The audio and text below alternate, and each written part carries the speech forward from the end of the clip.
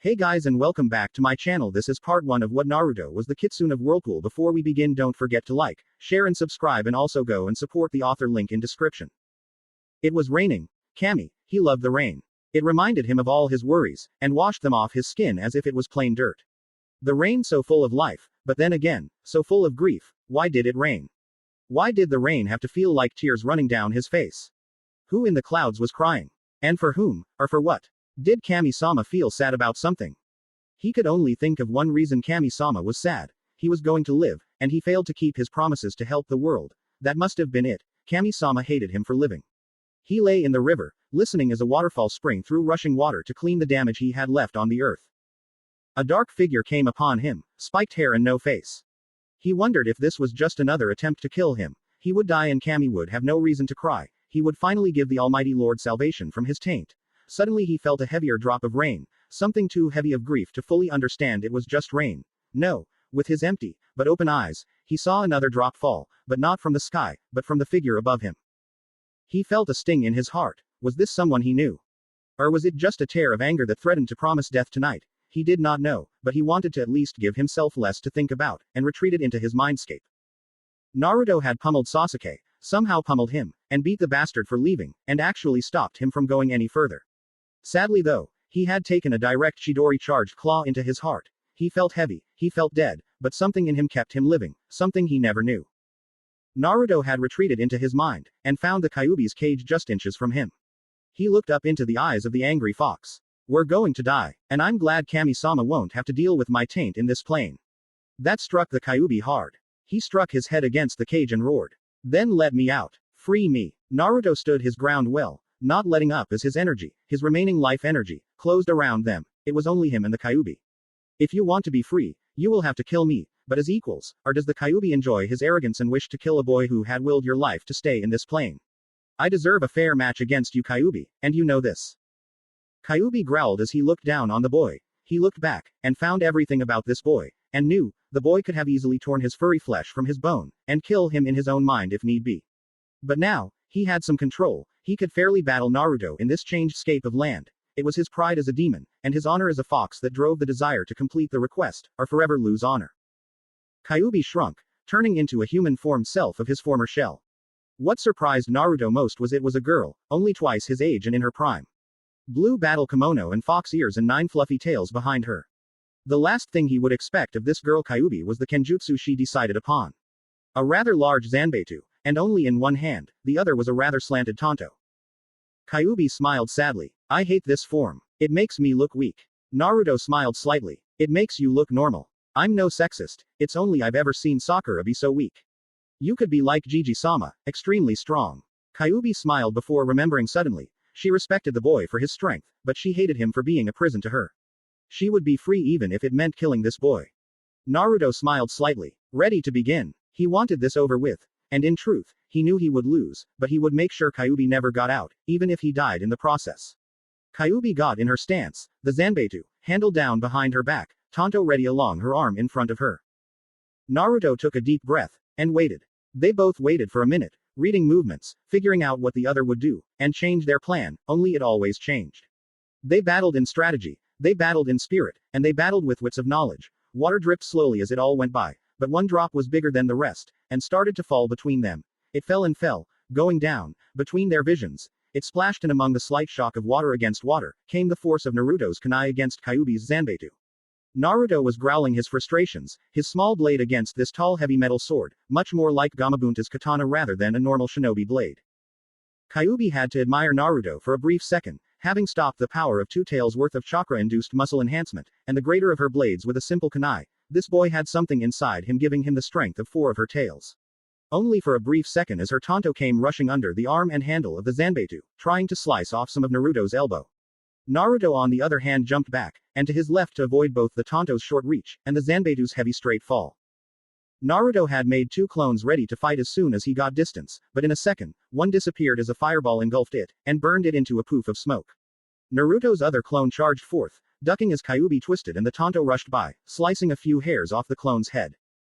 Kyuubi had to admit, sending in a super cage bunshin was a smart move, but not smart enough as her center of balance took off her tanto's reach. The zanbeitu rushed in and sliced the clone in 2. Little for her to find was the real Naruto rushing in, covered by smoke, and grabbed the handle of the massive blade, and suck it into the watery earth in his mind.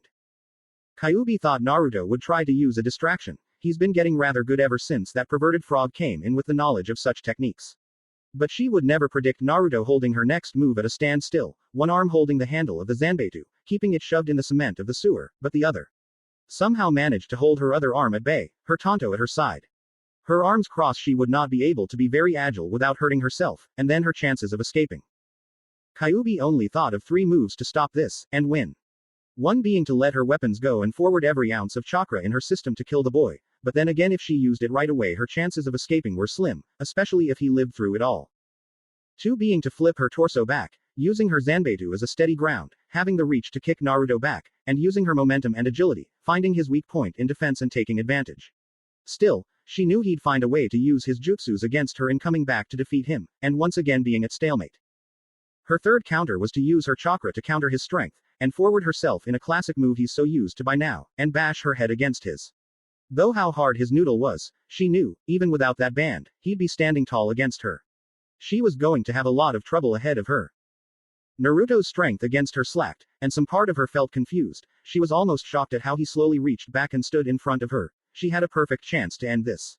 She reared her Tonto back and was about to swing, when suddenly, Naruto sobbed, ready to take the fall. Naruto, during their stalemate, was in thought. He knew every which way he could try to bring Kyuubi down, would be his end. Tackling the woman would surely end his life, as her tail could use and flip them, and so her reach could kill him in one stake to his heart. He could throw her, but even if he managed to lift her, she could use her blade to reroute herself and get his back. Every move he could make, he would die. So he just gave in. Kyuubi stopped mid-swing, looking upon the boy as he cried, and standing silent in his tears as he awaited death. Something broke inside of her, something ill-fashioned, as she felt the urge to hug the boy instead of kill him. Naruto was getting impatient though, as he strained his muscles in a clamp, and shouted, "Just kill me already." Kyuubi gasped, wide-eyed at the hate and grief of the boy in his eyes. The life passed through them, and Kyuubi remembered everything about the boy. She reared her blade back again, growling in anticipation for freedom. Naruto let his head down as he waited for death. He felt the swing of the blade, he felt the swish of metal against air, and he felt the cold lifeless tool against his very soul. He felt the warmth of the summer sun, and the breeze of the hot sauna near the Hokage mountain. He felt fleshy, taut skin wrap around him, and fur holding his body, and felt life. He looked up with teary eyes to see the sad eyes of Kyuubi, as she held him firm like a mother protecting her child. He felt safe, alive, and warm.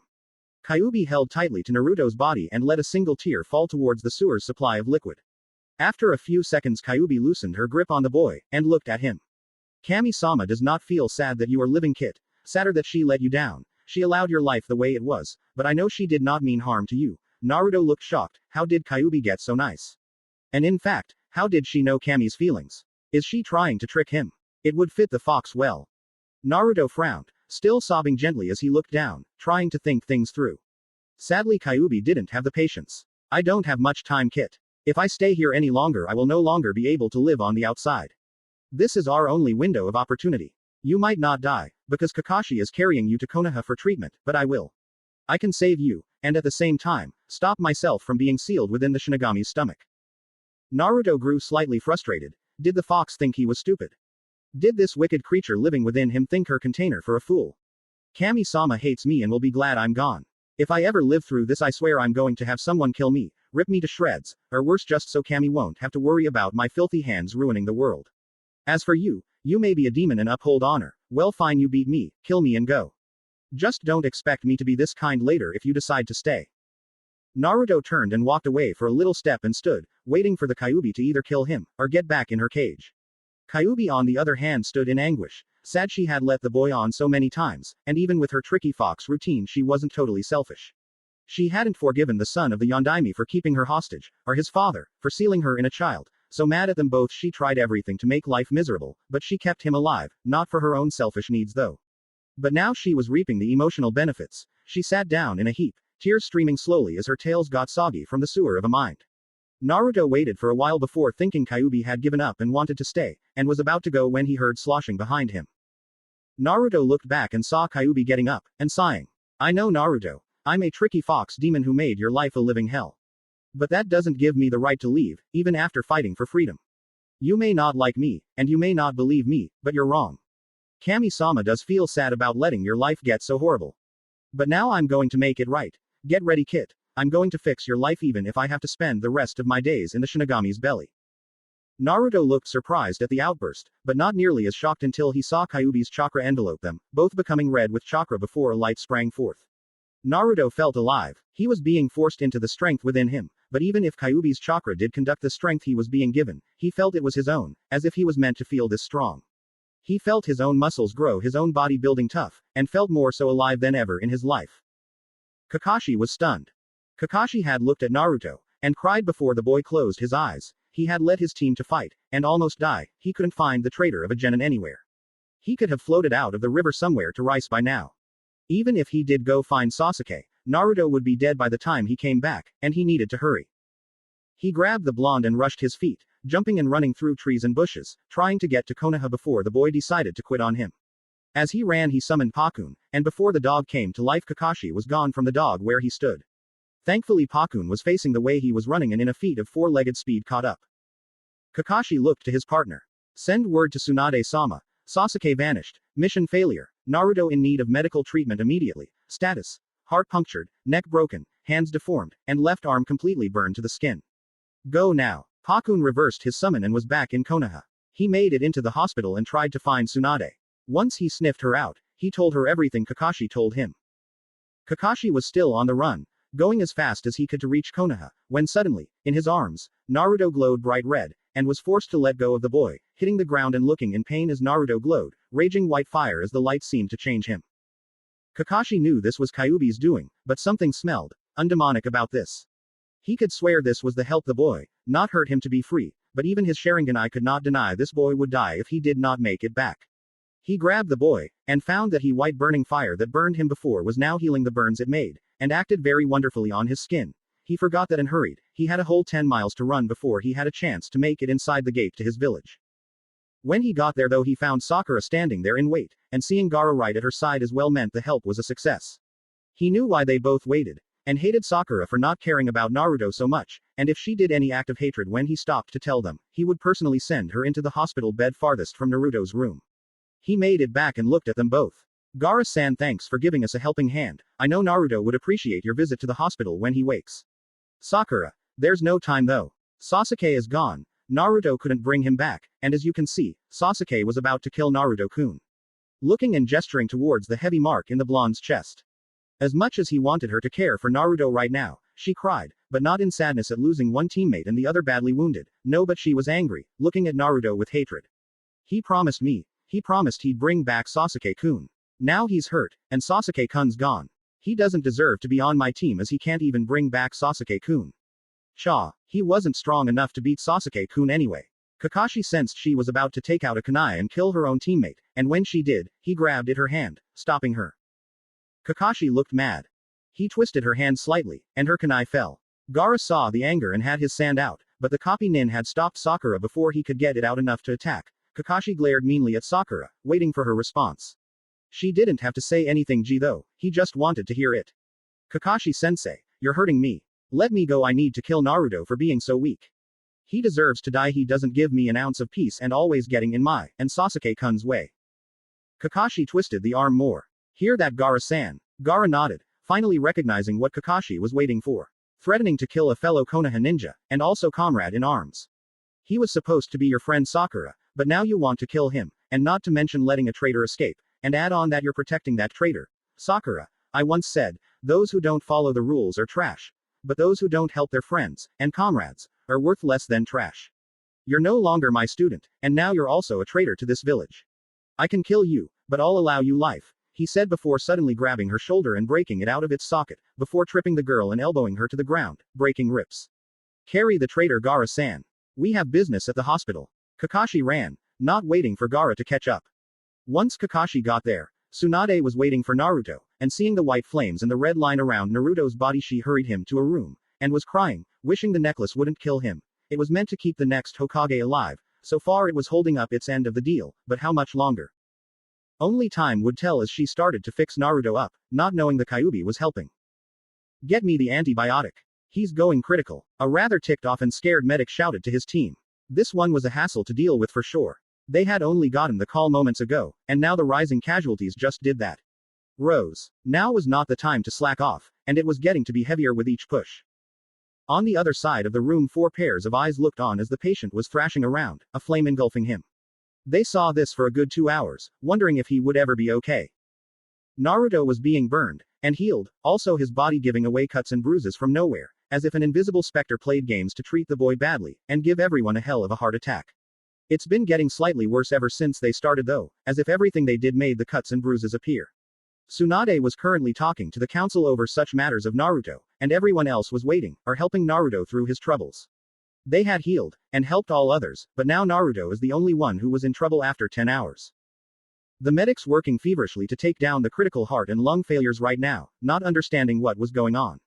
Although their healing talents were the best, considering why they were here in the first place, they still needed loads of chakra, some to heal the rising wounds, and again needed chakra in order to stop them from burning as they tried to save him. Inside Naruto his mind was a blur, which even Inochi, Ino's father, couldn't even read. It seems like the kid knew more about pain than anyone in the world.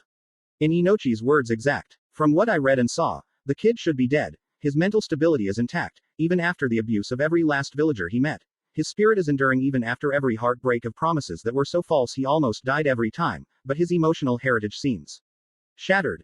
This kid can't feel anything anymore. I did detect him to feel kindness, and only for a fair few, and also love for only one person, but as soon as I went further into it, it seems he no longer feels the same about that pink-haired traitor. This kid is something else to endure all his life as he had. If it were me, I'd let the Kyuubi out, but this kid is something else. He refused to hurt the village, and still wants to protect the people who hurt him all his life, just because he wants to feel like he did something good, when he thinks all he ever did was make Kami-sama cry in anguish for even being alive. If Kyuubi is trying to get free, I hope this kid lets him, but it's his choice, and if he wants to protect us further, then with everything I am, I'll protect this kid from the council. Inochi finally finished, and left without receiving any words. He didn't need them. He would talk more than anyone in the council soon. Gaara had a sad look in his eyes. He couldn't understand why his friend bared any kindness to this village. He would tear this village limb from limb. If it wasn't for his friend Naruto though, he would do it right this second. He knew though, if he even tried, Naruto would be broken forever, and would let this evil village live. At least until Naruto permitted its destruction. As they contemplated their comrade's fate, they were not sensing what was going on inside Naruto, nor what is being changed by the Kyuubi herself. Naruto, in a fit of panic at Kyuubi's sudden charge of chakra, forced him to stay in the scape, but as he did he felt his body grow, and heal all the same. He felt incredible, but nothing else could be a bigger burden off his chest than his thoughts. He knew himself as an idiot. He wasn't that smart or wise, but still in the heat of his heart he could sense his intelligence, and he knew he should have gone with being smarter than normal Chunin. He wasn't, but the fact was now his thoughts were simple, and more agreeable. That's when he felt something deep inside him. He felt every punch, every kick and huff, every word that caused him so much grief, coming from one person no less. He figured it out. Sakura was nothing anymore, she'd kill him if she had he chance, so he forced himself to forget his heart over her. Naruto felt his chakra build, he could sense it himself, everything in him felt right, and everything in him felt incredibly invincible. Nothing could stand against him if this was what he got for Kyuubi's final act, of kindness no doubt. He looked ahead, and saw Kyuubi, raging in chakra as it sunk within him, trying to make her final act memorable. She smiled through a few tears before calling out, "I've tried hard to keep you weak, your height and strength to name a few, but now it's time to give you it all back, and if this ever saves you, nothing short of your body being ripped to shreds will kill you. You'll have infinite chakra, and every piece of wisdom and knowledge I have to offer. So give your enemies heck." With a final shout, everything within Naruto's mind flashed, and everything in his life came crashing upon him, and he felt his horrible life once more, as Kyuubi changed his chakra slightly to give him another element manipulation in his chakra. Kyuubi was finishing up, as so was Naruto's memories, and Kyuubi had a smirk on her face as she was almost done. She knew as soon as the memory flashback she forced on Naruto, the chakra in his system would allow him his new element, but now was a time to concentrate, so she got ready. In the room outside of Naruto everyone still looked on, and were worried it would never end. It took Kakashi to hold Gaara down for a moment longer, and in that moment, Naruto finally subsided as the white flame calmed. The medics could heal the last few wounds. Just as the last wound was fully healed though, electricity coursed through Naruto, and shattering everything around him for a moment as it surged around him. Kakashi didn't like this. Kyuubi must have added something to Naruto, because he looked longer along the bed, and his features more developed, especially his face and torso, as he was more muscular, and looked so much like the fourth. As soon as Naruto's body stopped crackling with lightning, the flame shifted, and Naruto's head and waist was being counted with flame. In an instant though, Naruto grew ears, golden-tipped blood-red ears on his head, and the same tint of color for 9 flowing tails behind him. The Kyuubi turned Naruto into a kitsune. Kakashi would wait, see if Naruto was himself, or Kyuubi now before making any moves. Naruto was on the bed, sleeping soundly and straight, as if waiting for the right moment for everything to wake up inside. Just in a second though, Hinata came rushing to his side. The lightning woke her up, and saw this, and now she was holding on to the fox boy, crying as she tried to find out if he was okay with her Byakugan, and sighed that he was still the same, just way more chakra, and the new appendages. Hinata lay on top of Naruto, waiting for him to wake up, but little did she know what he would do when he did. Naruto was waking in his mind, subsided by his blind memories, and his final contribution of learning on his own now. He opened his sky-blue eyes and seeing a glimmering Kyuubi floating slightly, with a ghoul behind her, a knife in its teeth. Shinigami-sama. The ghoul nodded. Kyuubi smiled sadly. I'm going to be trapped inside the stomach of this guy here. I hope you're happy from now on, Naruto-kun. You still need training, so get that arrow senin of yours to train you like he offered and promised. Naruto smiled and nodded. Thanks, Kyuubi-chan. I'll see you around. Kyuubi scoffed, shaking her head, knowing it would never come true. Yeah, see you when I come back from the dead. Live happily. And with that the ghoul took her soul, eating it. Naruto smiled. Say hi to my dad for me, okay? I just want him to know I love him. The figure nodded again before fading off. Naruto smiled and then closed his eyes and woke up. He opened his sky-blue eyes for real, and Kakashi came upon this feature quickly. He saw the Kyuubi transformation once before, knowing whisker mark thickening and eye color changing. He saw that the whiskers were protruding now, meaning they were real, or at least still attached to his skin somehow, but now those eyes, he saw were still the blue of his students, and smiled, knowing Naruto still had control. Although this change would mean he merged, or at least sucked everything from Kyuubi. Naruto awoke to find himself in a dimly marked ceiling, and felt a slightly uncomfortable mattress under him, and knew it must have been the hospital seeing how white the walls were even in the dark. He felt warmth though, unlike his other visits at the hospital, and warmth more soothing than his heart ever felt. He looked down over his body to see what the warmth was about, and saw a little girl with bluish brunette hair, face in his chest as she cried, her jacket holding the symbol of the Hyuga. He knew this girl, and smiled slightly, lifting a sore hand up to touch her hair. As soon as his hand landed on her, she gasped, tears still stuck to her cheeks as she looked wide-eyed at the genuine, kind smile Naruto was giving to her. She stared, but then remembered, she was holding him. She blushed brightly before letting her head fall into his chest, wanting anything to keep herself from fainting from those bright, sweet blue eyes of his. Naruto smiled wider, a foxy grin he so wonderfully put on as he rubbed Hinata's blot of hair. He looked over, his neck giving him slight troubles, as his body felt heavy, and hurt, like he knew he'd be after such an experience. He saw 3 others besides the normal medical personnel, and he smiled brightly at them. Gaara, with his passive, but slightly cheery face, glad to see his friend away, Naruto thought.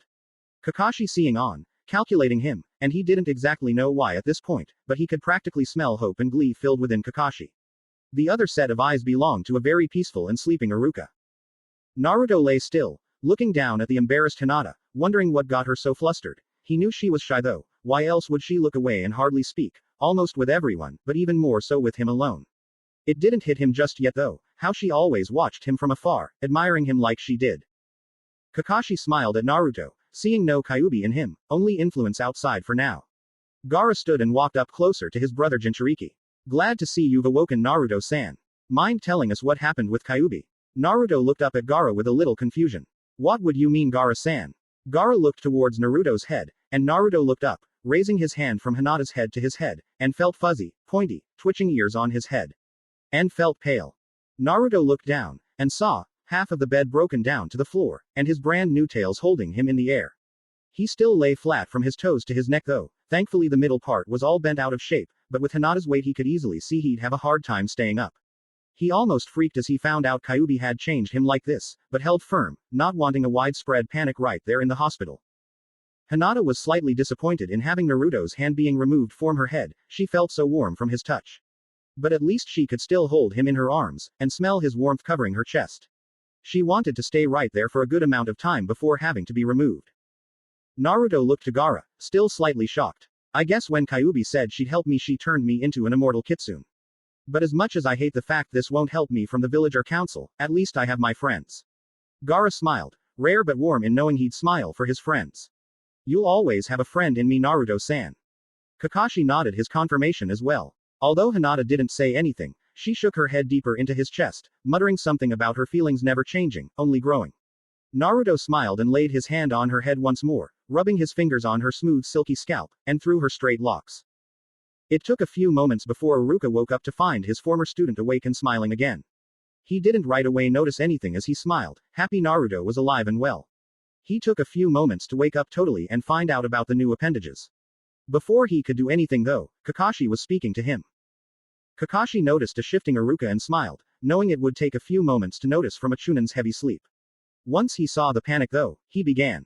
Naruto's eyes and smile are back to his face, nothing too much like the normal Kyuubi transformation. His whiskers are a little farther from his cheeks, but still as if they are attached. Other than that and the ears and tail, he's the same old Naruto, albeit a little taller and stronger. Iruka checked on Naruto once more, to see anything off the ordinary in personality and face.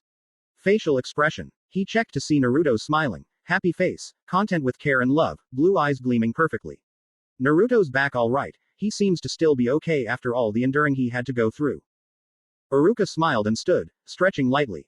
Go Kakashi-kun, figure out what's going on with the Hokage and the council. I'll keep an eye on Naruto-san. Kakashi nodded, and vanished from view.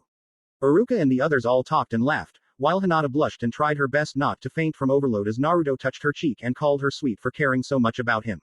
She did not tell him anything yet, and he still didn't accumulate enough wisdom to see for himself, but he did see how much she cared and worried about him as she had cried, thus why he saw her eyes all puffy when he first regained his consciousness.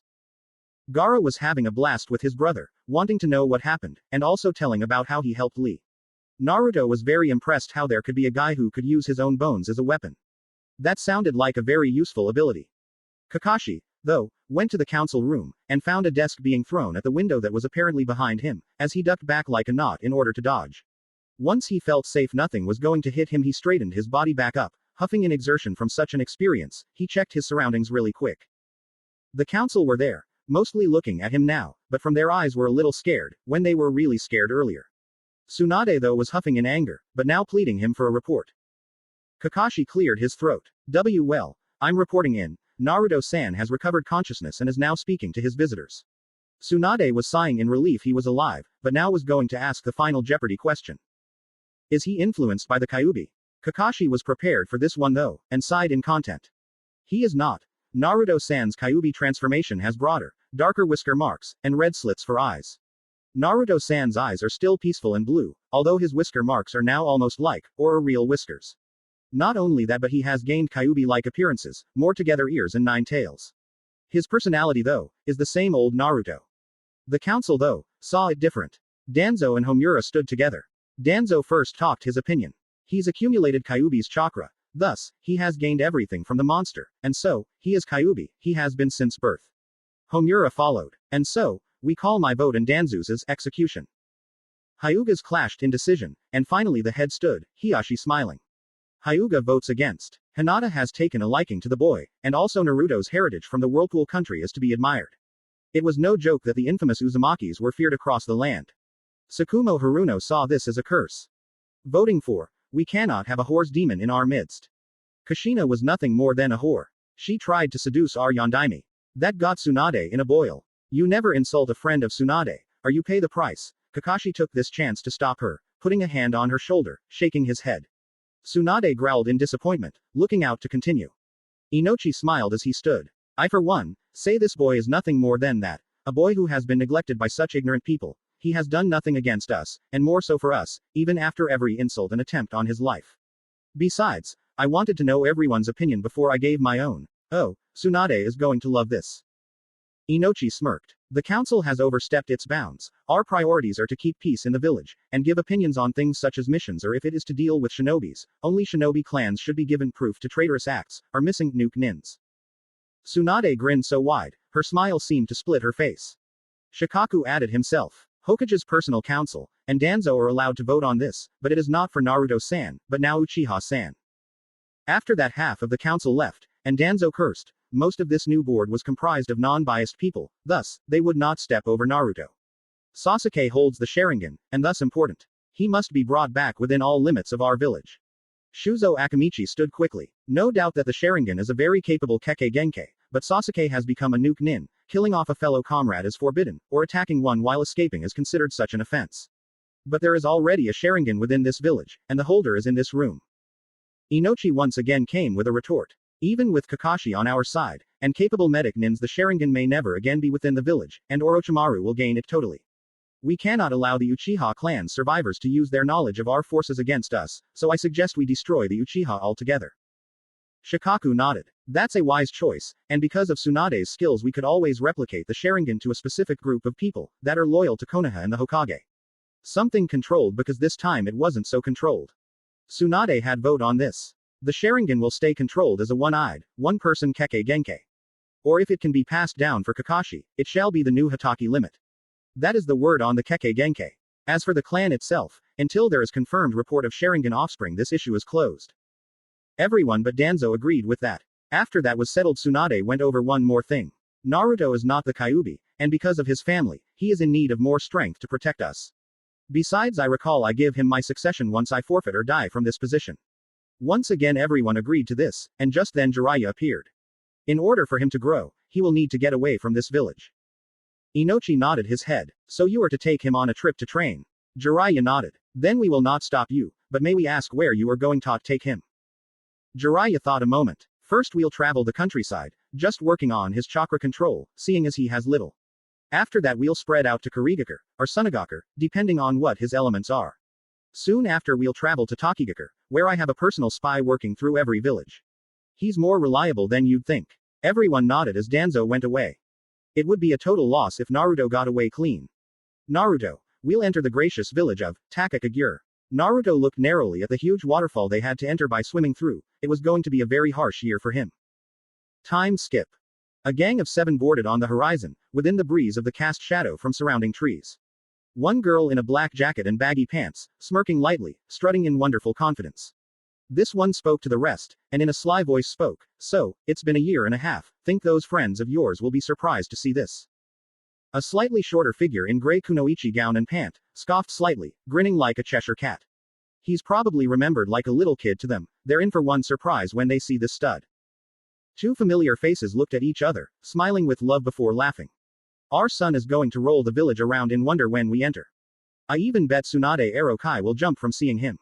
A much taller man smiled wide, a single tail flowing behind him, and a very recognizable glint in his eyes. They will all be surprised, not to mention a certain girl who'll want to check this out. Then the man smirked, so wide his face looked like it split in half as he growled in a low, rumbling and happy gesture. This sound had a few retorts, and actions following. The 2 lovers behind frowned, one thinking to hurt a certain toad in the pack as he watched in perverse happiness, and 2 very affected girls shuddering in mini orgasmic flares, panting as they continued to lead the pack. The man lover had the thought of concern, as if that sound kept being heard for too much longer, there would be pain, lots of pain. At Konohakagure. At the western post of Konoha sat the guards of the gate, sighing as they had little action that day, unbearably burning with agony as not one person came through that day, but soon to have a very impressive afternoon with their current arrivals. They got an order last week that someday they were going to receive a group of people coming to Konoha. The report said that they'd be consisted of 4 Konoha nin, 2 Taki nin, and 1 Kumo nin. They were slightly curious how Kumo was sending one of their ninja here, but got over it. It's been a week since the report came in, but now they saw a group of 7 coming up from the distance. They were waiting till they could get a closer look to be sure it was them, but knew it had to be. Once they were nearby the gate they stopped, and saw one look up. I'm back home. Wonder how much it's changed. One guard checked them out. One was wearing a red jacket and a horn protector, and had white hair, Jiraiya to be sure, and they were glad he came back. He checked one of the girls and saw a black cloaked figure with blonde hair, and 2 bangs going back like horns, with a mark on her neck showing the traditional Anbu mark of loyalty. 2 girls stood next to a seemingly tall blonde, much like the Yondaime Hokage, but with an orange cloak with black flames, with a rather sleek katana on his back, plus a fox tail and ears. The girls however were not so much a sight. One being in a Kumo Kunoichi garb, and had a long twisted ponytail, with blonde hair, had to be the Kumo nin they reported. The other girl however had a considerably long torso, and a slightly revealing garb. White tank with red scarf holdings and a scroll pack on her back in the holdings, and white Kunoichi skirt shorts. The other 2 caught both of their attentions. In a white jacket with red flames, and long, unruly blonde hair stood the former Hokage, Minato Namikaze. Beside him, and wrapped on his arm stood the notorious, infamous Kushina Uzumaki. They gawked for what seemed like hours, and in only a minute from the gawking the seven went inside, knowing they were being expected. Naruto though, stopped for a second and smiled. Hey Tu-san, mind if I see if your seals still work? Minato smiled a little, and in seconds everyone was touching Naruto, and in some way was connected to him through one of the others. Naruto closed his eyes, and in a flash of yellow, they disappeared. Inside the Hokage tower sat Tsunade, laying flat against her desk in frustration. Ever since the Naruto incident in the council, the members have been putting out every loophole in order to regain their power. Once a month there would be another loophole being found, and every single day Shikaku would explain reasons around those loopholes, and Tsunade was very, very grateful for it all. She looked around, and not noticing any sign of visitors, or even sensing Shizune around the bend, she smirked, and pulled out some of her special sake, and just before she could pour herself some good old elixir. Yellow swept past the windows and walls, and in a second, stood 7 people near the bookcase. One walked to the bookcase and grabbed a book, opening it and grabbing a kunai. I thought it was still here. Nice job Naruto. Little to Minato, he didn't see the actions following the burst of yellow. He turned around and saw 3 things going on. A very flustered Tsunade was holding her arms high, as if to smash up some enemy ninja, accidentally planting her lips against Yugito's as the kunoichi tried to block whatever punch came rushing by. Jiraiya gawking like a madman before fainting, and Kushina and Naruto both grinning ear to ear, side to side, crossing their arms in a proud standing gesture. Oh boy. Tsunade stepped back away, shaking, and bright red all over as a very pale kunoichi that was within those lips, suddenly fainted cold. The black-cloaked girl with blonde dreads shrugged before smiling. Hokage-sama, we're here for our appointment. Naruto's back and so is Jiraiya, and 2 others you'll be surprised to know are back. Tsunade didn't look, but decided to go and sit down, turning her chair and sat down with her back to them, not wanting everyone to see. Report. She could hardly speak right. Clearing her throat didn't help the embarrassment in her voice. Kushina giggled uncontrollably. Why Tsuchichi, glad to see you're still as feisty as ever. Tsunade's embarrassment turned into shock. Only one person ever called her that, and only one other knew about it, and those 2 were Naruto's parents. Wait, please tell me I drank my sake and fainted cold on the job. I don't want this particular person to be who I think. Tsunade turns and sees Naruto, Kushina, Minato all standing there with a smile. Naruto spoke first. What's the matter Ba-chan? Looks like you've seen a ghost. Kushina giggled as Minato looked slightly worried. Jiraiya and Tsunade did request they be his godparents, but Tsunade never was one to be told how old she was. Tsunade shook herself back to reality for a second and gasped. Is it really you, Kushina-kun? Tsunade jumped back up and ran over to the tomboyish girl, hugging each other, and with fits of strength, picked one another up every now and again. Kushina was smiling wider as Tsunade put her down once more and they pulled back a little to get a good look. It's been ages Kushina, how've you been? Kushina nicked the Hokage's cheek a little with her nails. Fine, but recently very pissed off at this village for their fucking lies, and now I see your Hokage just like your father's, and your necklace predicted. Hopefully you're making this a better place or I'd have Minato massacre the evil of this place. Minato chuckled in very careful worry. Please, I was once Hokage. I even protected this place from Kyuubi, and even then the Uchiha are really a pain in the ass about such things. Tsunade giggled a little, brushing up the blood from her new wound. Well, it's still as crazy now as it was then, if not crazier. The council overstepped bounds and is trying to find their power once more.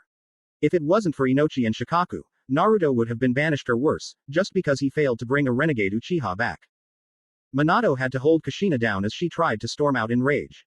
After a few cuss sessions, hellos, and both the unconscious people on the floor waking up, Tsunade had them all sit down so they could get on with the report.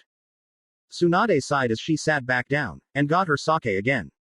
Kushina understood it was a serious moment, and Tsunade might really need the downer for her nerves. Hell, it's not every day you get to meet an old friend, and someone being brought back from the dead. Tsunade sighed as she downed a saucer of sake. Alright Jiraiya, report, how's Naruto-kun's progress? Jiraiya smiled a little. If I had to be serious about his skills, he'd make you and me combined look like freshly promoted Junin. Not only that but he's quite the master when it comes to almost every ninja skill imaginable. Tsunade chuckled a little, nervous. Okay, I'm going to make this a short visit, so I can catch up on some old friends, and see about where to put everyone. Naruto, I need you to tell me everything you're good at. Naruto nodded and sat back, preparing to tell her everything that needed to be said, and nothing more. Tsunade gulped down one more saucer, waiting for the report. Naruto took a deep breath. I have a collection of ninjutsu, ranging from genin level to anbu level. I've mastered the Rasengan without shadow clones, and even created 2 types of elemental Rasengan, one being Fuden and another being Raiden. My taijutsu should be on par with both Guy and Lee combined if Lee ever got any better, which being the student of Bushy Brow Sensei I'd say yes. My genjutsu isn't too good, never was it, but I have managed to learn how to hide my fox features without genjutsu masters knowing I'm hiding them. My kenjutsu is about as high as it can get for me, considering I can beat my own Ka-san now. Cushion smiled proudly. Considering he comes from my clan and Minato-kun's talent, it's a wonder why he wasn't half this strong when he first trained with me. Tsunade nodded. Minato had the most talent out of all ninja, and it passed down to his son. As too for Kushina, her strength and clan's abilities for endless progress would make anybody become a ninja as great as the cages of any village. Tsunade sighed, writing it all down. It would seem in skills you're at least cage level. How about chakra capacity and control? Naruto smirked wide as Minato did. Capacity. Infinite. There is no end to it thanks to the Kyuubi's power merging into my own. As for control, no need for it because of my chakra being unlimited, but I'm at least Haijunin with it. Tsunade nodded. She threw the saucer away and drank half of the bottle right there. I need a day off. Minato chuckled. Why not use Kage Bunshin? I always got everything done because of it. It even enabled me to get rid of paperwork in a swift blow. Tsunade's head crashed onto the desk. Everyone laughed at her misfortune at not realizing it. Minato stopped for a moment before telling her one more thing. Don't give me any credit. It was Kushina-chan who told me that in the first place. Kushina grinned wide with pride. Tsunade sat back up with a small smile. Well, who's everyone here? I never did get the names of these visitors. Naruto raised a hand to the three girls beside him and Jiraiya. The one in white here is Bakiju-chan, also known as the Shichibi no Jinchuriki. Tsunade gawked at the girl. Another demon container in Konoha. Is the Taki cage mad? Bakiju shook her head. Not at all, it was my friend's orders that told him I'd be safe if I was with Naru-kun. The blonde-horned girl smirked as she turned slightly. My name is Lerxine, and I taught Naruto weapons precision and taught him how to use his Raiden element. Tsunade nodded, seeing as Naruto said he made a Raiden Rasengan. So he had Raiden. I thought he'd have Fuden as his main project. Minato chuckled slightly. He does, I taught him to use it. He just has more use out of his Raiden than his Fuden. Tsunade nodded, smiling as she sat back. Well, we'll have to see the skills he has. I'll find an opponent suitable for each skill he has, and we'll all see it. Now why don't you and Jiraiya get going, Naruto? Naruto nodded and got up. He started to walk but stopped and smiled as he turned around. Just a second. You can come out now, you two. Just as he said that his tail reached up. You sure, Naruto-kun? Naruto nodded and he was covered in a poof of smoke, and there standing beside him stood a woman with long blood-red hair and in a red kimono, and a large weapon on her back, and on his other side stood a man that could put the Naras to shame in laziness with a black headband with a gold medallion around his neck, a tight black shirt and slim pants to his ankles. Naruto grinned wide. The girl here is Kyuubi-chan. Kyuubi nodded and bowed. I humbly ask for some time. Hokage-sama. Tsunade was shaking, smiling nervously. Sure, as long as you don't attack, she spoke through her teeth, clenching as she was about to either attack or run. Kyuubi giggled a little, as the other scoffed. She's as weak as a genin. Newly graduated genin. Naruto pointed to the man beside him. And this is Hikun. Hichulanjin. Naruto turned. Well, Ba-chan, I'll be on my way. Tsunade nodded again, drinking the last of her bottle and getting another one, groaning as the two left the room. Well, I guess first things first. Introductions are pretty much gone over. So, Lerxine was it. What's your rank in Taki? Lerxine smiled and pulled out a card. Anbu Captain. Tsunade was looking at that card carefully. And your skills besides Raiden and weapons. Lerxine turned and in her other hand she clenched into a fist, and what appeared that was not there before were 3 yellow kunai. Using my Raiden, I can create my own kunai. No need for a pouch to carry. I also have the ability to look into other people's memories and torture them, or make them do whatever I desire. With that final skill she grinned rather evilly. This card represents a memory from you, and it includes a certain brunette just 10 days ago. In a second Tsunade went from nervous, to totally flush and embarrassed. You're lying. Lerxine giggled, grinning even more so. What do you think? I believe the words used were, eat it, and don't stop until I scream. Tsunade gone from red, to crimson death. I'll kill you. Minato held Tsunade down. Wait, don't. She's only playing around. She's just like Anko. Tsunade grumbled as she tried to break free. After much struggle she decided to just sit back down. Give it back, you bitch. Lerxine smiled truly. I'm only showing you it's a real skill. Just be glad I'm sensitive about this stuff and didn't reveal the true words you used. Tsunade nodded. And as for you Bakiju, your skills and rank, Junin, and scroll techniques, along with Fuden. She just wanted to go and meet with Naruto-kun for a while, and maybe get him alone for something else. Tsunade sighed and drank her whole bottle. What's your name, Kumo-san? Yugito sighed and stood, bowing in respect. The Raikage wishes for an alliance, and sent me as a trade-off, a ninja for peace. Yugito ni, the Nibi no Jinchuriki. Tsunade's head crashed. 3 containers in Konoha. What am I going to do with the council? Streets of Konoha. Naruto and Jiraiya were walking down the street, both looking around at the changes. The only thing I have seen changed is the mountain. Jiraiya looked back to see what Naruto was talking about, and smiled. Tsunade had her mug planted on the side, right by the 4th. Guess you're right, Naruto. So what's on your to-do list? Naruto stopped, crossing his arms in thought. You know, I never really thought about that. I've got Neji, also maybe Kiba, not to mention Shikamaru. I guess I'll take Lee first. Naruto started to walk again, still deep in thought. He'd either be on a mission or training somewhere. I mean, he's a freak when it comes to his taijutsu. Then again, he could have calmed down while I was away. Hey Ero Sennin, why don't you check up on Ba-chan? I'll be fine until I see a few people. Jiraiya looked hard at the passively standing Naruto. Jiraiya knew a few kryptonites to Naruto's super powerful personality. One being a pinky with an anger problem, number 2 happened to be his former teammate, and somehow still best friend. And last one was a certain blue-headed girl from a house of arrogance, in which she was not appreciated for her good self. Jiraiya sighed and shook his head down, smiling lightly. Yeah, just summon up a toad and send me a message if you need anything. Naruto nodded before going through town. In the Hokage office. Wakey Su Chichi. Did you finally snap from all this? I thought you'd have snapped with Lerxine, not with Hikun. Since the two left, Tsunade had been very much in hell. Bakiju was reading from the bookcase, and Kamishi loved to read, while Yugito and Lerxine exchanged glares. The 2 containers were done with, nothing much, but apparently Bakiju was a very valuable kunoichi to have around in group combat situations. Yugito on the other hand was a loner who didn't much care for a team, and her demon made sure that if anyone was to survive, Yugito needed to be alone. Tsunade decided Yugito would stay out of combat until something came up, as Bakiju gone through with the replacement for Naruto's team. Tsunade cursed as that would be very much impossible if Naruto was the only one in it, so she had to put in a new member, or return Sakura, who has been bumped down to civilian status thanks to her traitorous intentions. Lerxine was still currently a Taki Nin and Anbu captain. Her primary mission is to keep watch over Bakiju, but since she needed a verified reason to stay for an undetermined amount of time was to have a mission. She'd have to figure something out, but until then, she'd coordinate with her own Anbu units with specialized missions. Kyuubi was going to have a civilian status presented to her, and since she seemed to be wronged in her attack, she'd have a very valuable sum of money to start her off. That left her with he. She asked him what his rank was, and when he said civilian, she wanted to know why he was here. He told her he was here to help teach the Chunin proper genjutsu. It was a horrible hell of a conversation. It was like talking to at least 100 shikakus. It was a quick conversation, of course, since Tsunade fainted from having her brain implode on itself. If you're a civilian, you shouldn't be teaching ninja anything.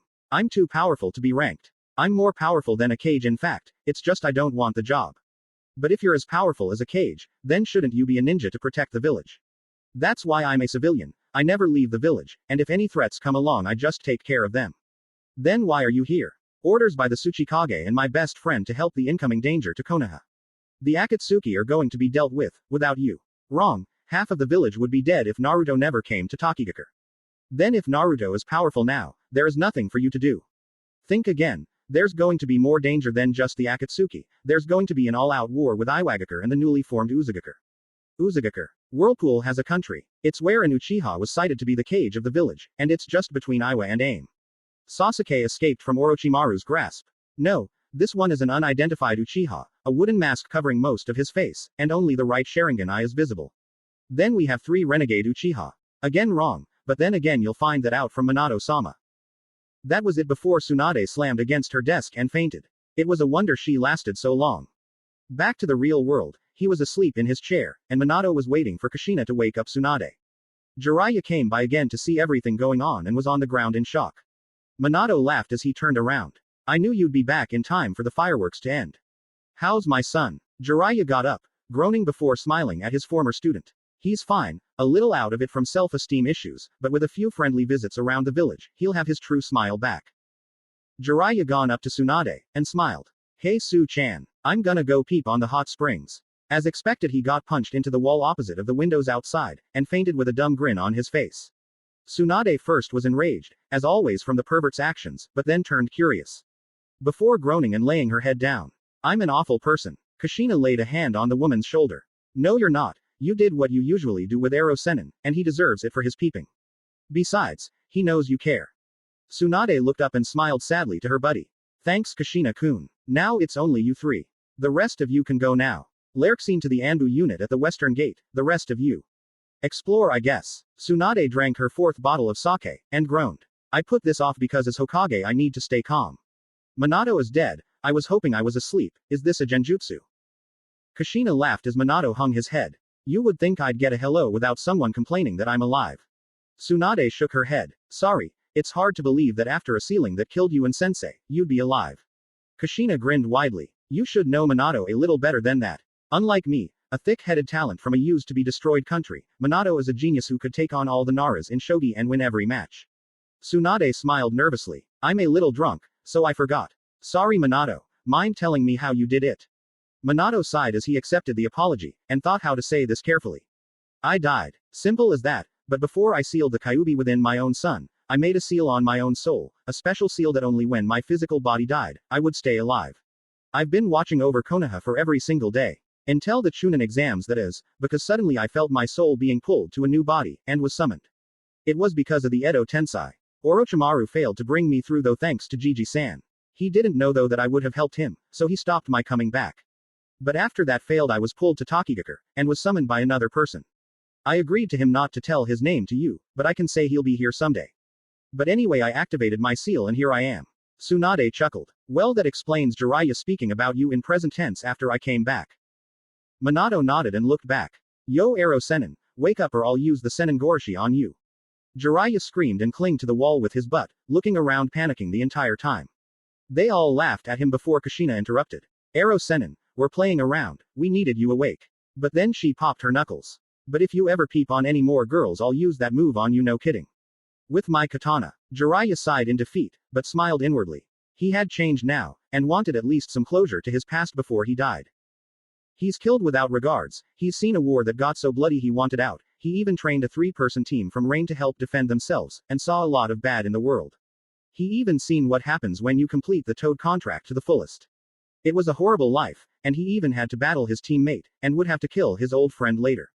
He had to at least give Tsunade a gift of his goodwill of some sort to have her smile at him one more time. Before he went out with a blaze years or months later. Tsunade gulped down another bottle sighing as she finally has a reason to have a day off. Minato gets revived in Tsuchi, Kushina was there in the first place, and guests. I guess that means we're done here, I need a good nap before I'm better.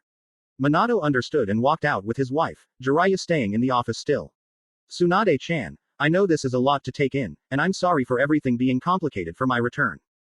Tsunade looked weirdly at Jiraiya before pulling out 2 more bottles. You always were one to make a big splash when you entered the pool. But at least I get to see my godson grown, and my 2 friends alive, well, and happy. As for you Jiraiya I'm surprised to see this side of you. I've known you to be like this when you're serious, but you were always a joker. What makes you so serious now? Jiraiya smiled, chuckling under his breath. I just want to say I'm sorry for what I've done in the past. He grabbed the offered bottle. Still friends. Jiraiya knew they were on rocky friendship terms, especially since the Peeping Hot Springs incident where he almost died, but a rocky relationship or a good one, he knew deep down they were always friends. Tsunade on the other hand knew he was a great guy, albeit a little on the insane side if she had to put a word to it, but still he had the sparkle in him to make her smile every once in a while. They clinged their bottles together as she finished his question. Friends. You old perv. They shared a little laugh before downing the bottles. Near the stadium. Naruto was looking around town still, seeing if he can't remember his way through the streets. After a while he came up to the Amiguriyama, and smiled as he saw a brown jacket and fishnet shirt wearing Snake Mistress. He walked over to the content sweet eater and waved. Yo Enko-san. Enko turned with the stick of dumplings in her mouth, still chewing on the second one. She gulped it down and smiled wickedly, and Naruto knew he didn't like that smile. Well how do I know a handsome guy like yourself? Naruto chuckled nervously at this as she had a very nasty gleam in her eyes. You cut my cheek in the Chunin exams a few years ago. Enko tried to recall, but the only one she could think of was a little blonde-haired, check, a little longer than back where, blue-eyed, exactly, orange jumpsuited little brat. She looked at this man real good before her eyes widened. You're the little kid whose blood I tasted when Orochimaru attacked. Naruto grinned and pointed to himself. The one and only Naruto Uzumaki. She did a double take on this hunk of a man. She was shaken a bit while checking him out, noticing things. He's got almost every single feature of the Yondaime.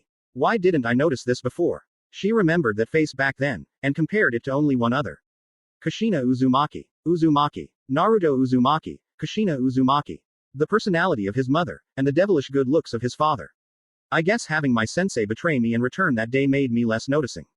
Though she was shocked to finally see the light of this, she smiled a little and ate her last dumpling. So Naruto, I guess if you're back that means your training is done with. Hopefully that arrow baka of a sensei didn't rub off on you. Naruto gave up his grin once more, foxy and wonderful as always. Nope, it was me who rubbed off on him. He has yet to peep on any girl for at least 5 months. Anko laughed at that before drinking up some of her sweet red bean soup. Glad to know I won't have to send my snakes out for someone as useless as he is.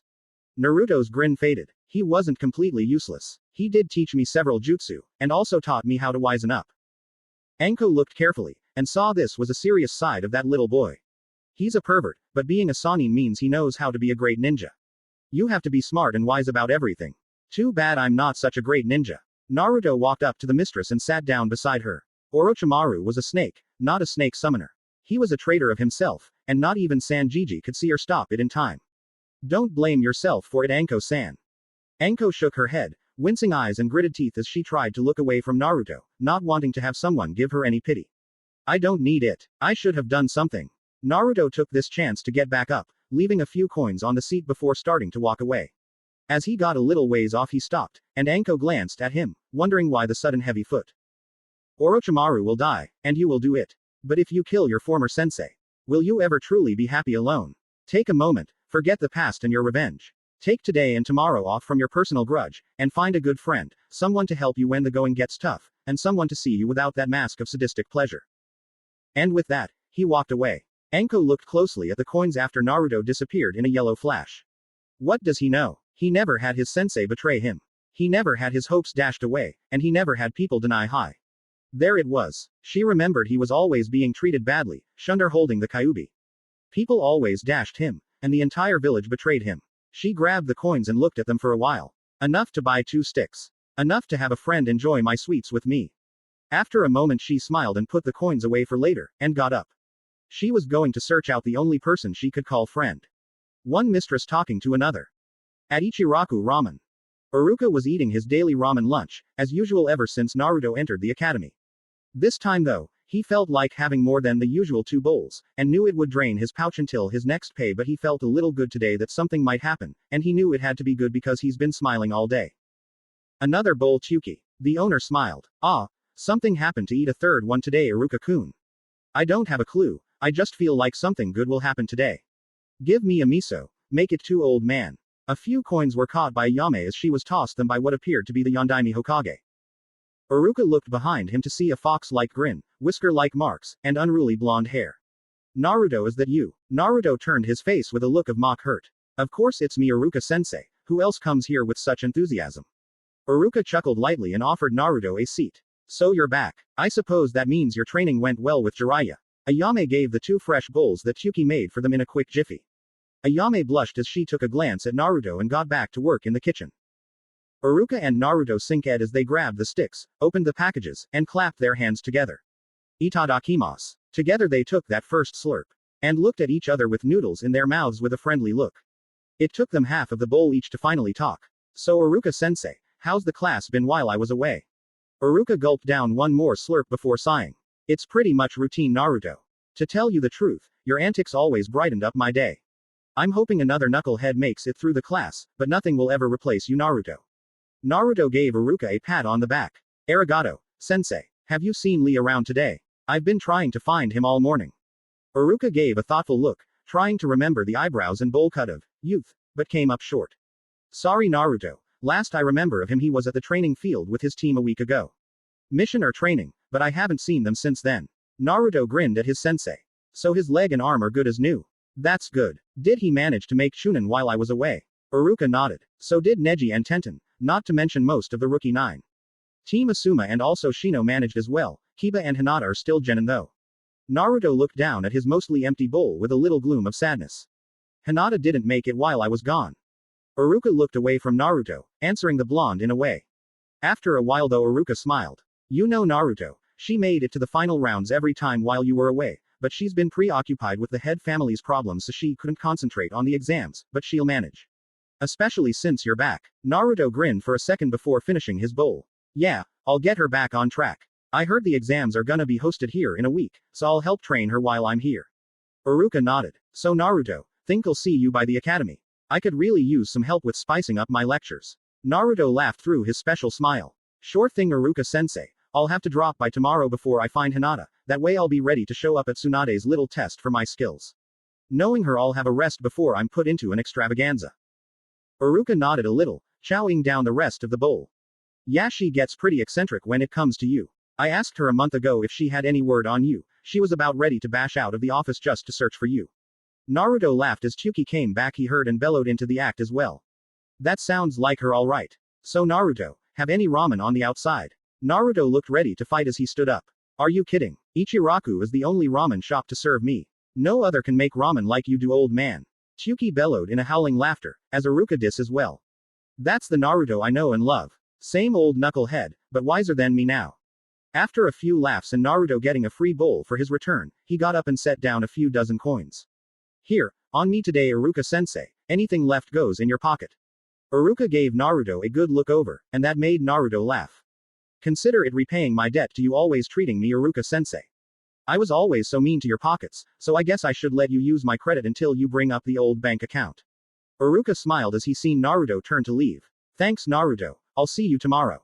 Naruto nodded his way before looking to Tsuki, and now Ayame who were waving at him. See you two later. And I didn't know you could get any more beautiful Ayame, I envy the guy who marries you. He then suddenly left before anything could get out of hand. Iruka gawked at where Naruto once was, thinking maybe Jiraiya rubbed off on Naruto, or he just started to notice girls. Tsuki frowned a little before smiling, knowing Naruto was just being nice. Ayame on the other hand meeped and blushed red, looking down as she tried to comprehend that Naruto called her beautiful. Naruto on the other hand smiled ear to ear. I think I laid that on a little thick. My mates need to love me back or I'll never live happily. He walked down the street again, looking for anyone he knew that could tell him where Lee was. He really needed to talk to the green taijutsu master. Although her was nowhere near the green beast of Konoha, he did find himself heading straight to another comrade. Shikamaru and Temari were walking through the crowded streets of Konoha, and this surprised Naruto a little bit. He walked into their path and smiled. Hey Shikamaru, long time no see. Shikamaru looked at Naruto, not noticing it for a while before he saw that wily grin and whiskers, plus the mop of spiky blonde grass on his head.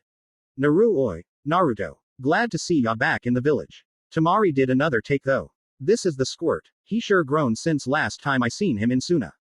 Naruto 5 Shikamaru. Yeah, glad to be home. So I see you've gotten pretty strong while I was away. Shikamaru scoffed, smiling as he looked the other way. Troublesome, but you were the only one training this whole time, did you? Naruto chuckled with his foxy grin still in place. Course not. Just making sure you don't slack off, you slug. Shikamaru planted a mock punch against Naruto's shoulder. Get outta here. Anyway, I've got to be going. Being the guide for the Sand Ambassador here for the Chunin exams sure is a pain. Naruto looked over. Nice to see you again, Temari. He thought on it for a moment. Sand Ambassador. When did you get the promotion? Temari smiled proudly. Me and Konkuro each got to be Junin just a month ago, after Gaara became the Kazekage. Naruto face dropped. You're telling me he got to be Kazekage? Wow. That's really something. Temari nodded. And he's changed for the better. He's always helping out no matter what, and we all have you to thank for it. Kage scratched his nose, grinning as he wondered what he ever did. Well, you're welcome, but really I didn't do anything. Unless showing him friendship got him to calm down. Temari nodded, telling him that was it. Naruto watched them walk away from their duties. See you guys later. But in a second he ran back towards them. Wait, did you happen to see Fuzzy Brows around the village recently? Shikamaru wondered what this was all about but nodded, before thinking about it. Last I checked he and Sakura were at Ino's. Check the flower shop for anything just in case they left a while ago. Naruto thanked him before running off. Troublesome. Yamanaka flower shop. Wah! The girlish shriek from the apparently scared blonde behind the counter seemed to resonate across Konoha. Inochi came crashing down the stairs from the upper room to see Ino in a scared trance, and in the middle of the room where a pillar stood, was a rather dumb-looking blonde, who crashed into the pillar and was currently off the ground, arms and legs out forward like iron bars, but not to unmoving as the fingers moved as if trying to grab something. Inochi walked around as Ino was still slightly scared of who it could be. Maybe a stalker pervert. Inochi, her father, laughed though. Why if it isn't Naruto? Did you get back just now? Naruto though responded by falling backwards, and when Inochi bellowed, Ino knew it must have been a really funny but bashed-in face. It was true too. Naruto had a tooth loose and starry eyes, and a huge red mark down his face. Inochi helped Naruto up, as he reorientated himself. Sorry Yamanaka-san, I was in a hurry. Inochi nodded. No problem, what can I do you for? Ino sighed as it was okay now, and smiled as she recognized Naruto. And then stood wide-eyed at how much he changed. He's handsome. Not to mention his hot bod, I can see it through his tight shirt. She didn't realize she licked her lips, but then again no one knew it. Naruto though finally spoke. Well, I was looking for Lee-san, but I guess he left here. Ino was by him in a second. I know where he is, I'll take you to him. Inochi looked at his daughter a little curious why she was so excited. Well, be a good friend and show him where the two lovers went. Naruto looked at Inochi. So she noticed Lee-san, huh? Well, at least they're happy if you say that. Inochi nodded. Ino though was a little impatient for time with the hunky blonde and grabbed his arm, pulling him out. No time. Naruto found himself running and almost tripping by Ino's rush, but because of her hold he stayed on his feet. She ran with him for a good minute before starting to slow down, and making sure she got a hold on his arm, and she had to admit. It was as if this biceps were sculpted by Kami himself. Rugged, jagged as his muscles rippled under her grasp, just the movement of one muscle sent shivers down her spine, and the size was perfect, not overly too huge to move, or too little to never lift a weight again, but just right, not just right, but perfect. Naruto found her smiling, a slight blush under her ears at the side of his vision, and just accepted her walking him to Rock Lee before she went her way. Although he knew it was more, because she kept getting tighter on him, and closer to as she felt his arm up, but not all. Another hand seemed to resonate just to above his ass, and only got lower as it started from the top of his spine. He was really thankful for the running start, because if they hadn't seen Sakura and Lee sitting in a small clearing near the training fields, he swore Ino would have done something he really didn't want. He did feel guilty that Ino looked gloomy because she made it here so fast, but he was sure it was nothing she wouldn't get over. Sakura had seen them first, smiling a little bit, her eyes baggy and tiresome. Hello Ino-san. Nice to see you again so soon. Who might this be? Ino grinned instantly. Naruto though thought with a smile. They must have made up while I was away. Ino held tighter to Naruto. This here's Naruto. He just got back. That didn't sit well, as Sakura looked him over once before looking away, and towards Lee who heard this and looked too. Sakura though didn't want any conversation right now. Sorry Lee-kun, I'll meet you tomorrow. I've got somewhere to be. She set down her flowers and started to run away. Lee understood, seeing as she had a rough history with Naruto. He looked back. Hello Naruto-kun, it's a pleasure to see you well. Back for good I hope. Naruto nodded, trying to get out of Ino's grip somehow without Lee noticing his trouble. Yeah, I'm here to stay. So you're Sakura's boy now, huh? Well, good for you. Lee stood, saluting Naruto with a gleaming smile. Thank you Naruto-san. When you left, 1 month later she gave me a date. And ever since we've been a couple. Naruto nodded. So do you two go on missions together? Lee dropped his arm a little, and his smile faded for a second. Didn't you hear? Sakura's been dropped as a ninja. She's just a civilian now. Naruto looked dumbfounded. You're kidding. Why was she dropped as a ninja? Lee looked down a little. Rumor has it she attempted to commit treason. I've only heard rumors, but apparently she tried to kill you Naruto-kun. Naruto tried to think when she tried. The only time would have been when Kakashi brought him back. He knew her anger at him was strong enough, but not keeping his promise must have set her off. Kakashi must have saved him then. Well, now I guess she's so guilty she wants nothing to do with me, at least this way she thinks she's giving me peace. His serious thoughts though were kept to himself. She tried to kill me, she beat me up every day. It's a wonder she's not dead because of the crime. But, I do feel sympathy, I mean her mother must have tried to dump me by making her daughter hate me. Still it doesn't give her the right, so I'll just stay away from the bitch apparently. Lee saluted once more. It was good to see you again Naruto-kun. Naruto smiled before pulling his arm out of Ino's grasp, who found a new hobby of holding onto him from behind.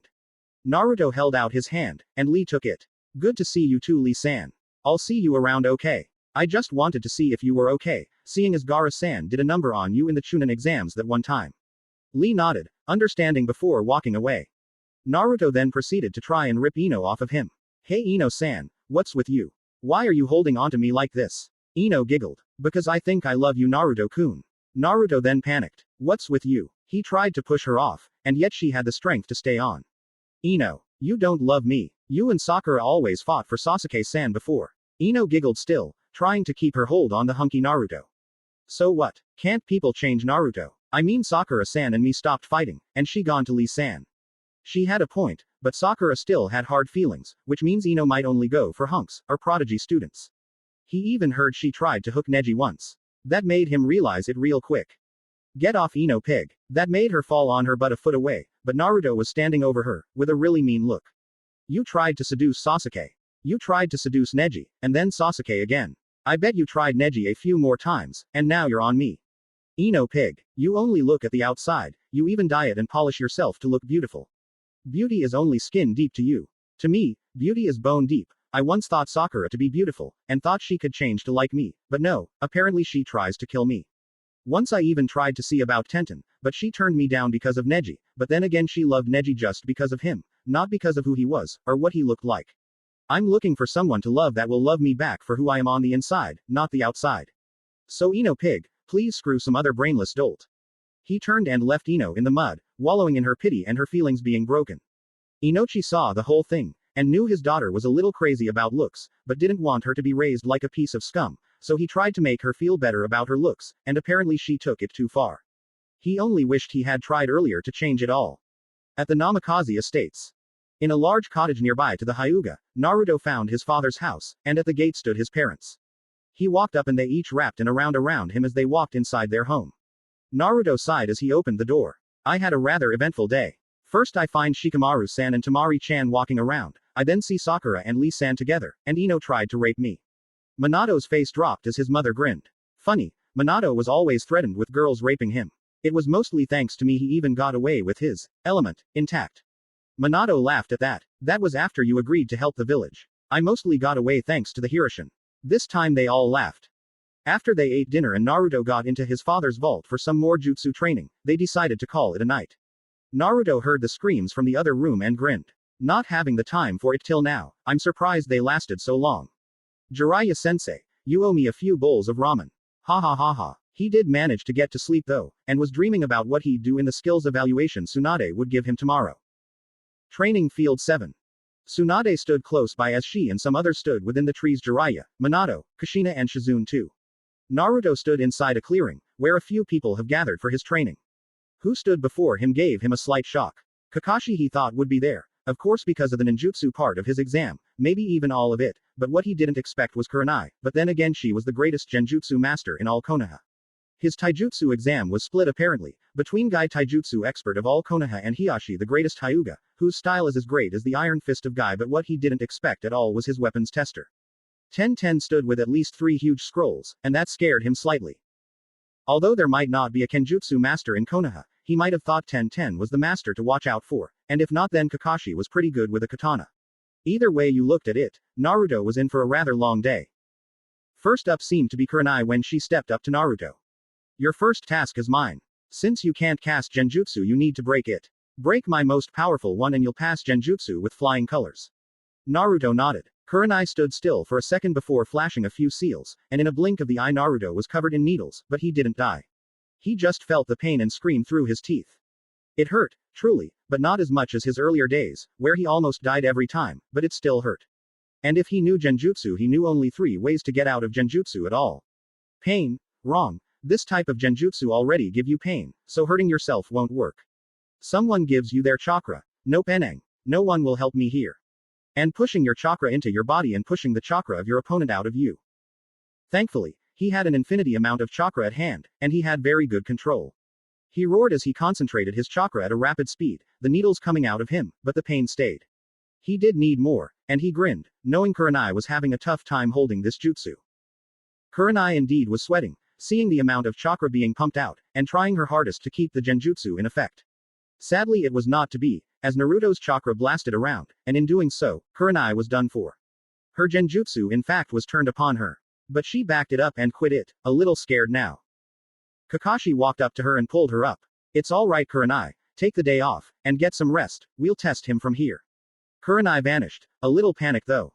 Kakashi took another step forth. Which one Naruto? Kenjutsu or ninjutsu? Naruto smiled. Well I guess I was right, you're my kenjutsu partner. Sorry to say Kakashi, you're gonna need that Sharingan Kenjutsu first. I'm sure my mom would love to see my skills firsthand, that does not include training. Kakashi smiled. He knew Kushina was a hotshot with her katana, in fact she was known as the Red Death. Kakashi pulled out his katana and stood straight, a lazy laid-back stance, but useful enough. Naruto though took another route. He pulled out his small katana, and had it backwards, the blade along his arm, his thumb on the tip of the handle, and in front of high with the blade pointing to the side. Flashback in Taki. Kushina smiled at her son as he jumped for joy, having finally earned his katana.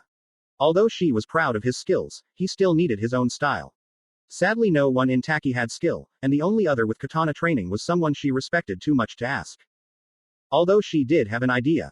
Naruto-kun, come here. Here son stopped and came up to his mother with a hug, and Kushina giggled at her son, patting him on the head as she held him. You've done very well, my son.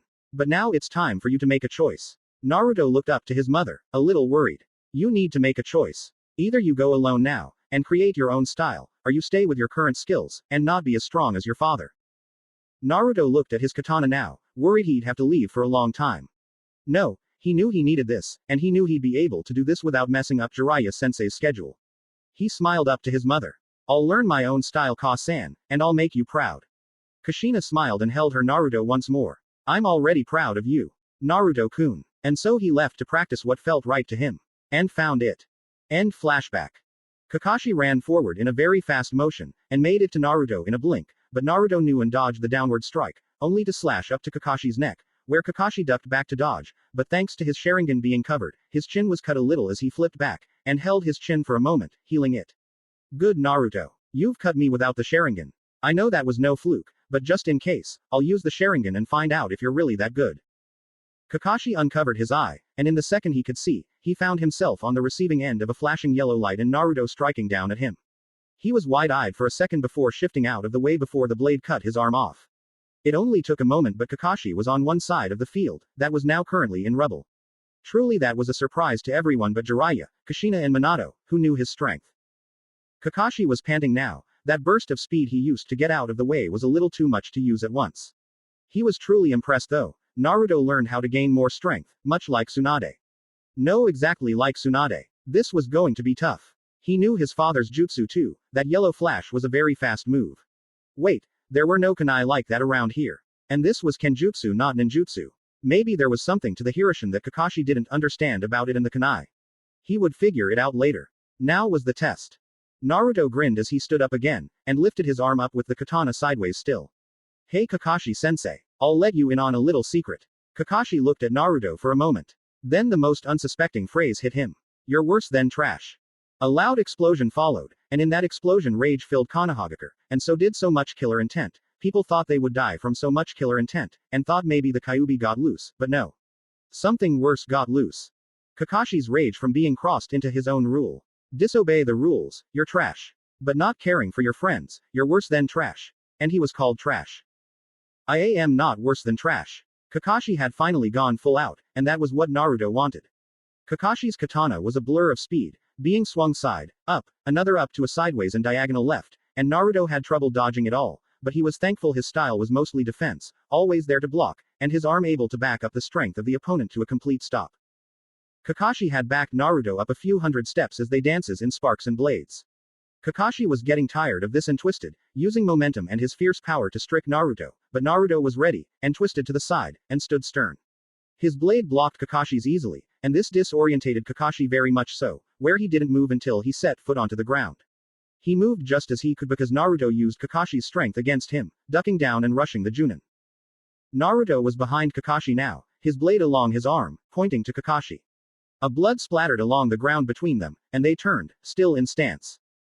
Kakashi grunted slightly as his side was cut, not badly, but bad enough to stop soon. Naruto took this opportunity of a standstill with Kakashi to mock him a little more. You didn't care for your teammates until one of them knocked some sense into you.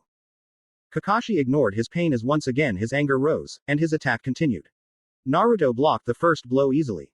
Obito told you that rule. Kakashi's second strike was faster, but still easily blocked. Obito went to save Rin, while leaving you to your thoughts. The third strike made Naruto lose his stance for a second as his arm vibrated from the third blow, leaving a slight sting. And Obito died because you didn't care until he told you it. Kakashi's fourth strike ended with Naruto's shoulder being slashed halfway through.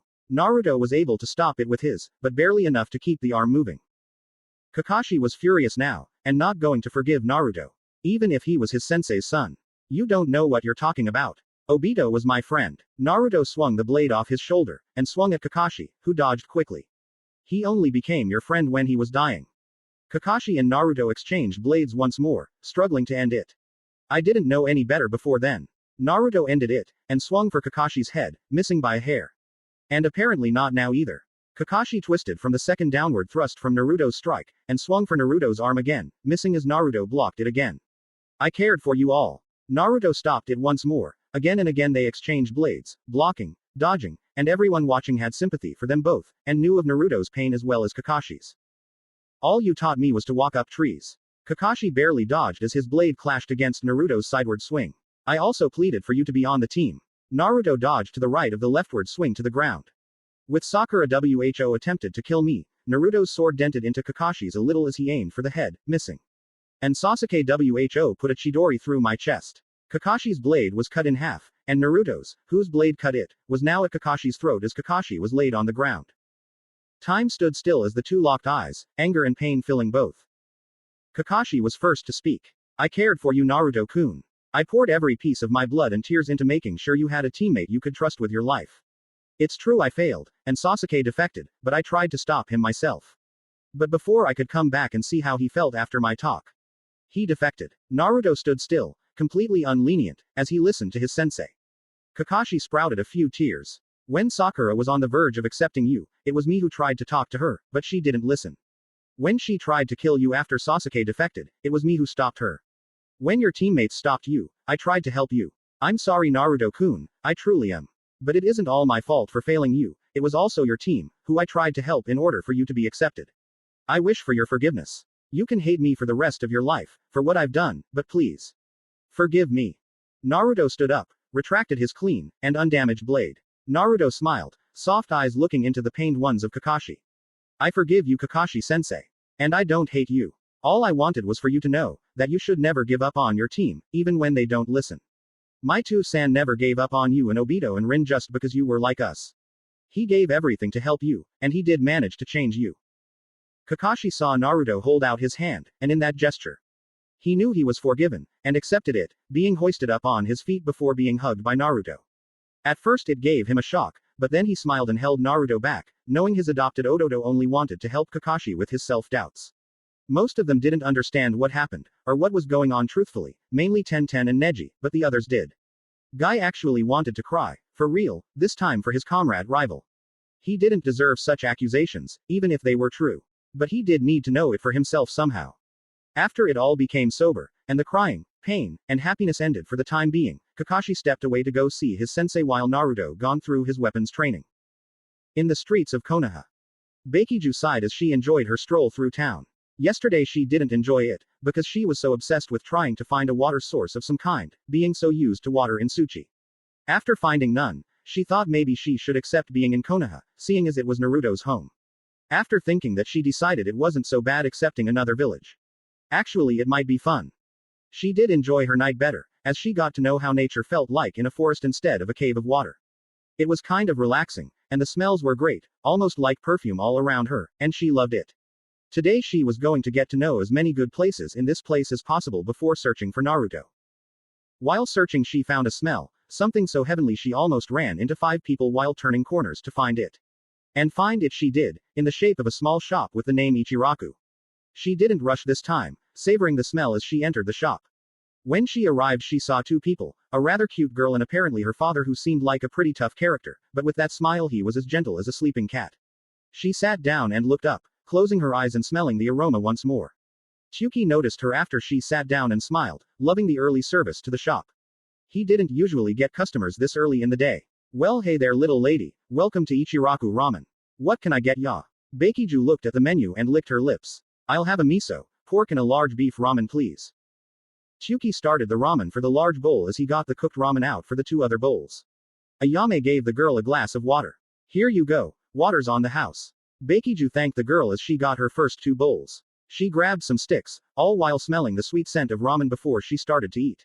She took that first bite, and her eyes widened and almost popped out of her head. Amazing. After that exclamation she was slurping up the noodles wantonly. Not as fast or as much as others did, mostly Naruto, but she did gulp it down more than normal folk. After eating her first bowl she was about to dig into her next. This is the best ramen I ever tasted. It's almost like you're a gift from Kami. She was just about to eat the first bite of her next bowl, when suddenly she remembered something. Flashback in Taki. Naruto and Beikiju were eating ramen in Taki's one and only shop, Horuman Ramen. Although Beikiju was eating excitedly, Naruto wasn't. Sure he ate, but not like he usually did. Bakiju looked over to Naruto, and she just felt something off. What's the matter, Naruto-san? I thought you liked ramen. Naruto turned to his friend and smiled. I do, it's just the ramen in Konoha is better. Bakiju was slightly annoyed by that. I bet you my greatest jutsu your old ramen shop is nowhere near as good as this one. Naruto laughed at that. If you ever come to Konoha, search for Ichiraku. Trust me, you'll be teaching me your jutsu after the first bite. Bakiju smiled wickedly. You're on. Besides, I bet there's not a thing about that place better than here. Naruto ate his ramen again, knowing Ichiraku was better. Bakiju was wondering if it was or not, seeing as his sensei said he usually ate it in giant bites, and even slurped it like no other food around. End flashback. Bakiju smiled. Do you know a boy by the name of Naruto? She slowly started to eat the other bowl, savoring the taste. Chuki laughed as his daughter smiled. It would be a shame if we didn't. He's our #1 customer. I even see him as a son. Bakiju laughed at that. Well, it's good to see such nice folks, and good to know he enjoys this place. I can see why, as the ramen is delicious. Chuki thanked the girl as Ayame started to get the other bowl ready. It didn't take long, but Bakiju was earnestly eating up every bite, and loving Konoha more and more. In her mind though, she knew being in Konoha could only last so long. She would enjoy it as much as possible, and so she enjoyed her meal and the company. Anbu HQ.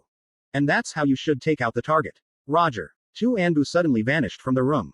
Lerxine sighed as she sat down again. She was a little bored from all of this. Sure, she was presented with a couple challenging situations, but that was it. Nothing more than a couple made her have to think out of the ordinary. One more Anbu unit appeared and Lerxine sighed. What mission are you presenting me with? Mantis, in a red cloak, and a rather large chakra supply had apparently come for a tough mission if he was here. You are relieved today. We thank you for everything, but as much as this village needs you to help us with our missions, your rest and happiness is first. Lerxine smiled slightly before yawning. Thanks, Mantis. Truthfully, I knew that, but all I ask is for something to happen today.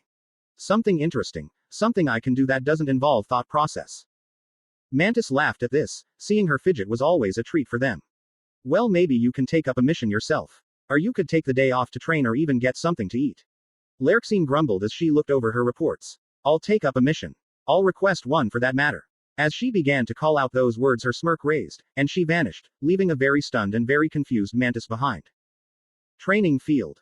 Guig. Lerxine was met with a disturbing sight. Her eyes were wide as beside her was Naruto, who had suddenly appeared within the infamous yellow from the Hirushun no doubt, but what was fearsome to her was Naruto, who was now punctured by at least quite a few pounds of weaponry tenton dropped from the air as the horror hit her as well, and Tsunade, Neji and Guy as well. Kushina and the two-toed sages were not scared, or in horror at all, and just as Kushina smirked, the bloody Naruto poofed out of existence, and the real Naruto appeared beside Lerxine. Didn't I say not to pop in? Guy and Neji were gawking, as Tenten fainted. Tsunade though was confused and relieved at the same time. Shizune was gone right now, trying to find out about where Kakashi went off to. Naruto was angered as Lerxine gulped. Sorry Naru-san. I didn't think I'd pop up in the middle of practice. Guy fell to the side and on his head, comically as Neji hung his head in shame. He didn't even notice the movements, let alone knowingly see the girl suddenly pop up. And his Byakugan was activated. After a few words between Lerxine and Naruto, she ran out of the way with Tenten in her arms. Lerxine sighed as she found Tsunade. Sorry I ruined the practice. Tsunade shook her head. It's all right. Tell me, how did he do that? Lerxine thought for a moment before knowing what Tsunade was talking about. Of course the Hokage was worried about the sight before the clone poofed away. Naruto made the clone with extra chakra so it could take more damage, that way it could protect me throughout the assault and make sure no harm would come to me. Tsunade dumbly nodded, finding that possible. Naruto huffed as he turned to see Guy and Neji composing themselves, and smiled. So, you two have a plan to go against me. Neji and Guy started playing rock paper and scissors, and Naruto smirked widely. Oh come on, one-on-one is so boring. Why not come at me at the same time? Right as he said that, he got into a very familiar stance. One arm outwards in a forwardly faced palm, his other by his side in the same forward palm as the outstretched one, while his legs were in a wide, bent L shape. Hyuga house stance. Neji stepped forward. I want the shot first. Guy-sensei, back me up if I should fail. Guy nodded and waited for his chance as Neji stepped forward and got into his stance too. Tsunade looked over to the three who she knew very well, and saw them smiling. Minato in a proud manner, Kushina in a crazy smirk, while Jiraiya was about to give up his reputation and laugh right then. Tsunade wondered what was going on, especially since Naruto was outside of Konoha and only the Hyuga take that stance. In a second it turned from still to crazy as Neji stormed across the field and tried to strike at Naruto, who slid back into the side, catching the arm and throwing Neji to the ground. Neji though wasn't going to give this chance up and landed on his feet, and spun, using his chakra around him to use his great Kaden on Naruto, who managed to sprawl back just in time. Guy found his opening just when Naruto started to throw the Hyuga prodigy, and was going to use his famous dynamic entry, only for his leg to catch nothing when Naruto ducked under the leg. Neji stopped and found Naruto crouching to the ground as Guy landed. They both looked to each other and nodded, knowing how to combine forces. Neji ran forth and sprung a high kick up to Naruto's chin, who rolled back to dodge the blow. Guy was next as he had jumped up and was starting to descend on top of Naruto's flipping form, and was about to kick when Naruto kicked the leg out of the way and his other kicked Guy back and behind him. As this move was finished, Neji had recovered, and had now started strikes against Naruto here and there, and with his increasing speed thanks to his chakra-induced limbs he was giving Naruto a show. Though Naruto was completely calm and blocked or dodged each strike, grunting as he felt once or twice Neji striking a tenketsu and closing off some chakra. Guy wasn't taking this lightly though as he got up and was trying to punch along with Neji, to meet Neji and him battling instead. They had stopped and started to look when Neji saw Naruto just standing by watching, a smug grin on his face. "Hey guys, I'm over here." Neji and Guy groaned before running to Naruto once more, and continued their assault. Guy punched for a cheek and Neji kicked for a knee, to be met with a hand rotating in a circle and dashing Guy away, and Neji's knee being found against Guy's stomach, who grunted before all three jumped back in stance again.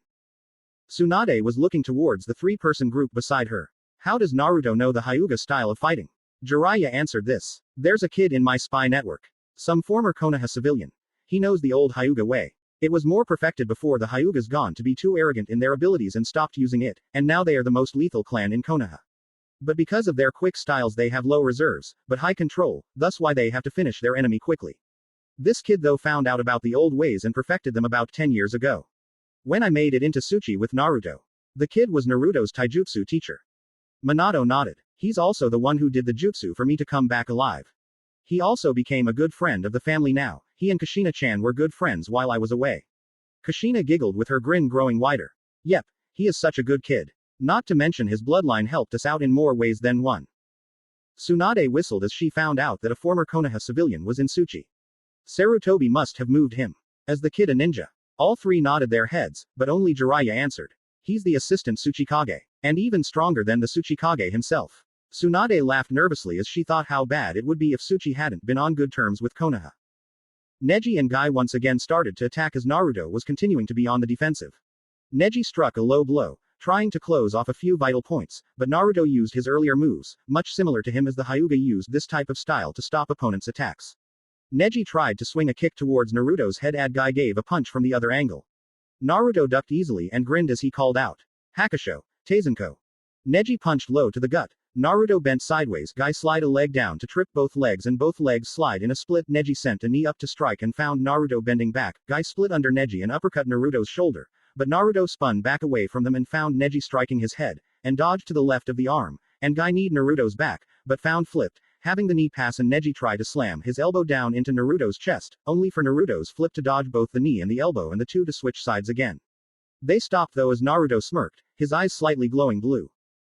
Kushina giggled. "Finally, he's having fun. Guess the two got better too as Naruto was away." Tsunade was curious on this. "Neji is recommended for Junin next week and Guy is our best taijutsu master. What's this about him having fun?" Kushina giggled more as Minato's sweat dropped, knowing where this was going. Kushina looked to her older friend. When an Uzumaki has fun, or is angered, or in any way gets their blood pumping with adrenaline. Our eyes glow, but not all of the Uzumaki clan has this ability. Our bloodline was only active in a fair few, which is why we were so feared. I have this Kekkei Genkai. Naruto's eyes glowed a little and Tsunade saw this now. She wondered what this was. She knew Kushina was a very famous kenjutsu master of her clan and former village, but never had she heard of this. Naruto chuckled lightly to himself.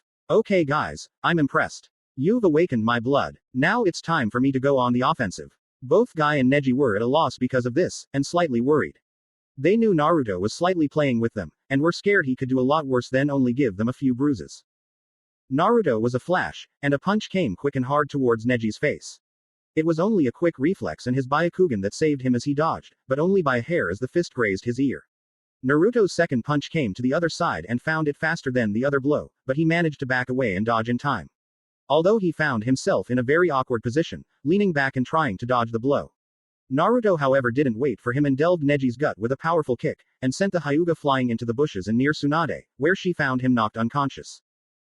Kushina smirked widely as Minato looked on proud of his son. Uzumaki's rare Kekkei Genkai is that once adrenaline starts to kick into our rushing blood, our reflexes become faster, our strength raises tenfold, and our bodies become faster and more durable to pain. The problem with this though, is that it stays dormant within ourselves until the adrenaline kicks in, meaning until we've started to have fun or get angry or sad or excited in any way, we're just normal shinobi. Which was what caused our downfall. Thankfully Naruto was one of the lucky Uzumaki children to have this ability. Minato cut in as he saw Naruto turn to Guy, who was looking very much worried about his safety at that point. Unknown to everyone though, the Namikaze family kept theirs secret. We have the inept ability to increase our potential. Namikaze children are born talented. They can do whatever they put their minds to, and quicker than the last. I can easily attest to it also, as I myself became Hokage and also I defeated Iwagakure in the war single-handedly. So because of my Kekkei Genkai, Naruto gained the Uzumaki Kekkei Genkai. Kushina nodded, knowing this was true. Kushina put in her last 2 yen.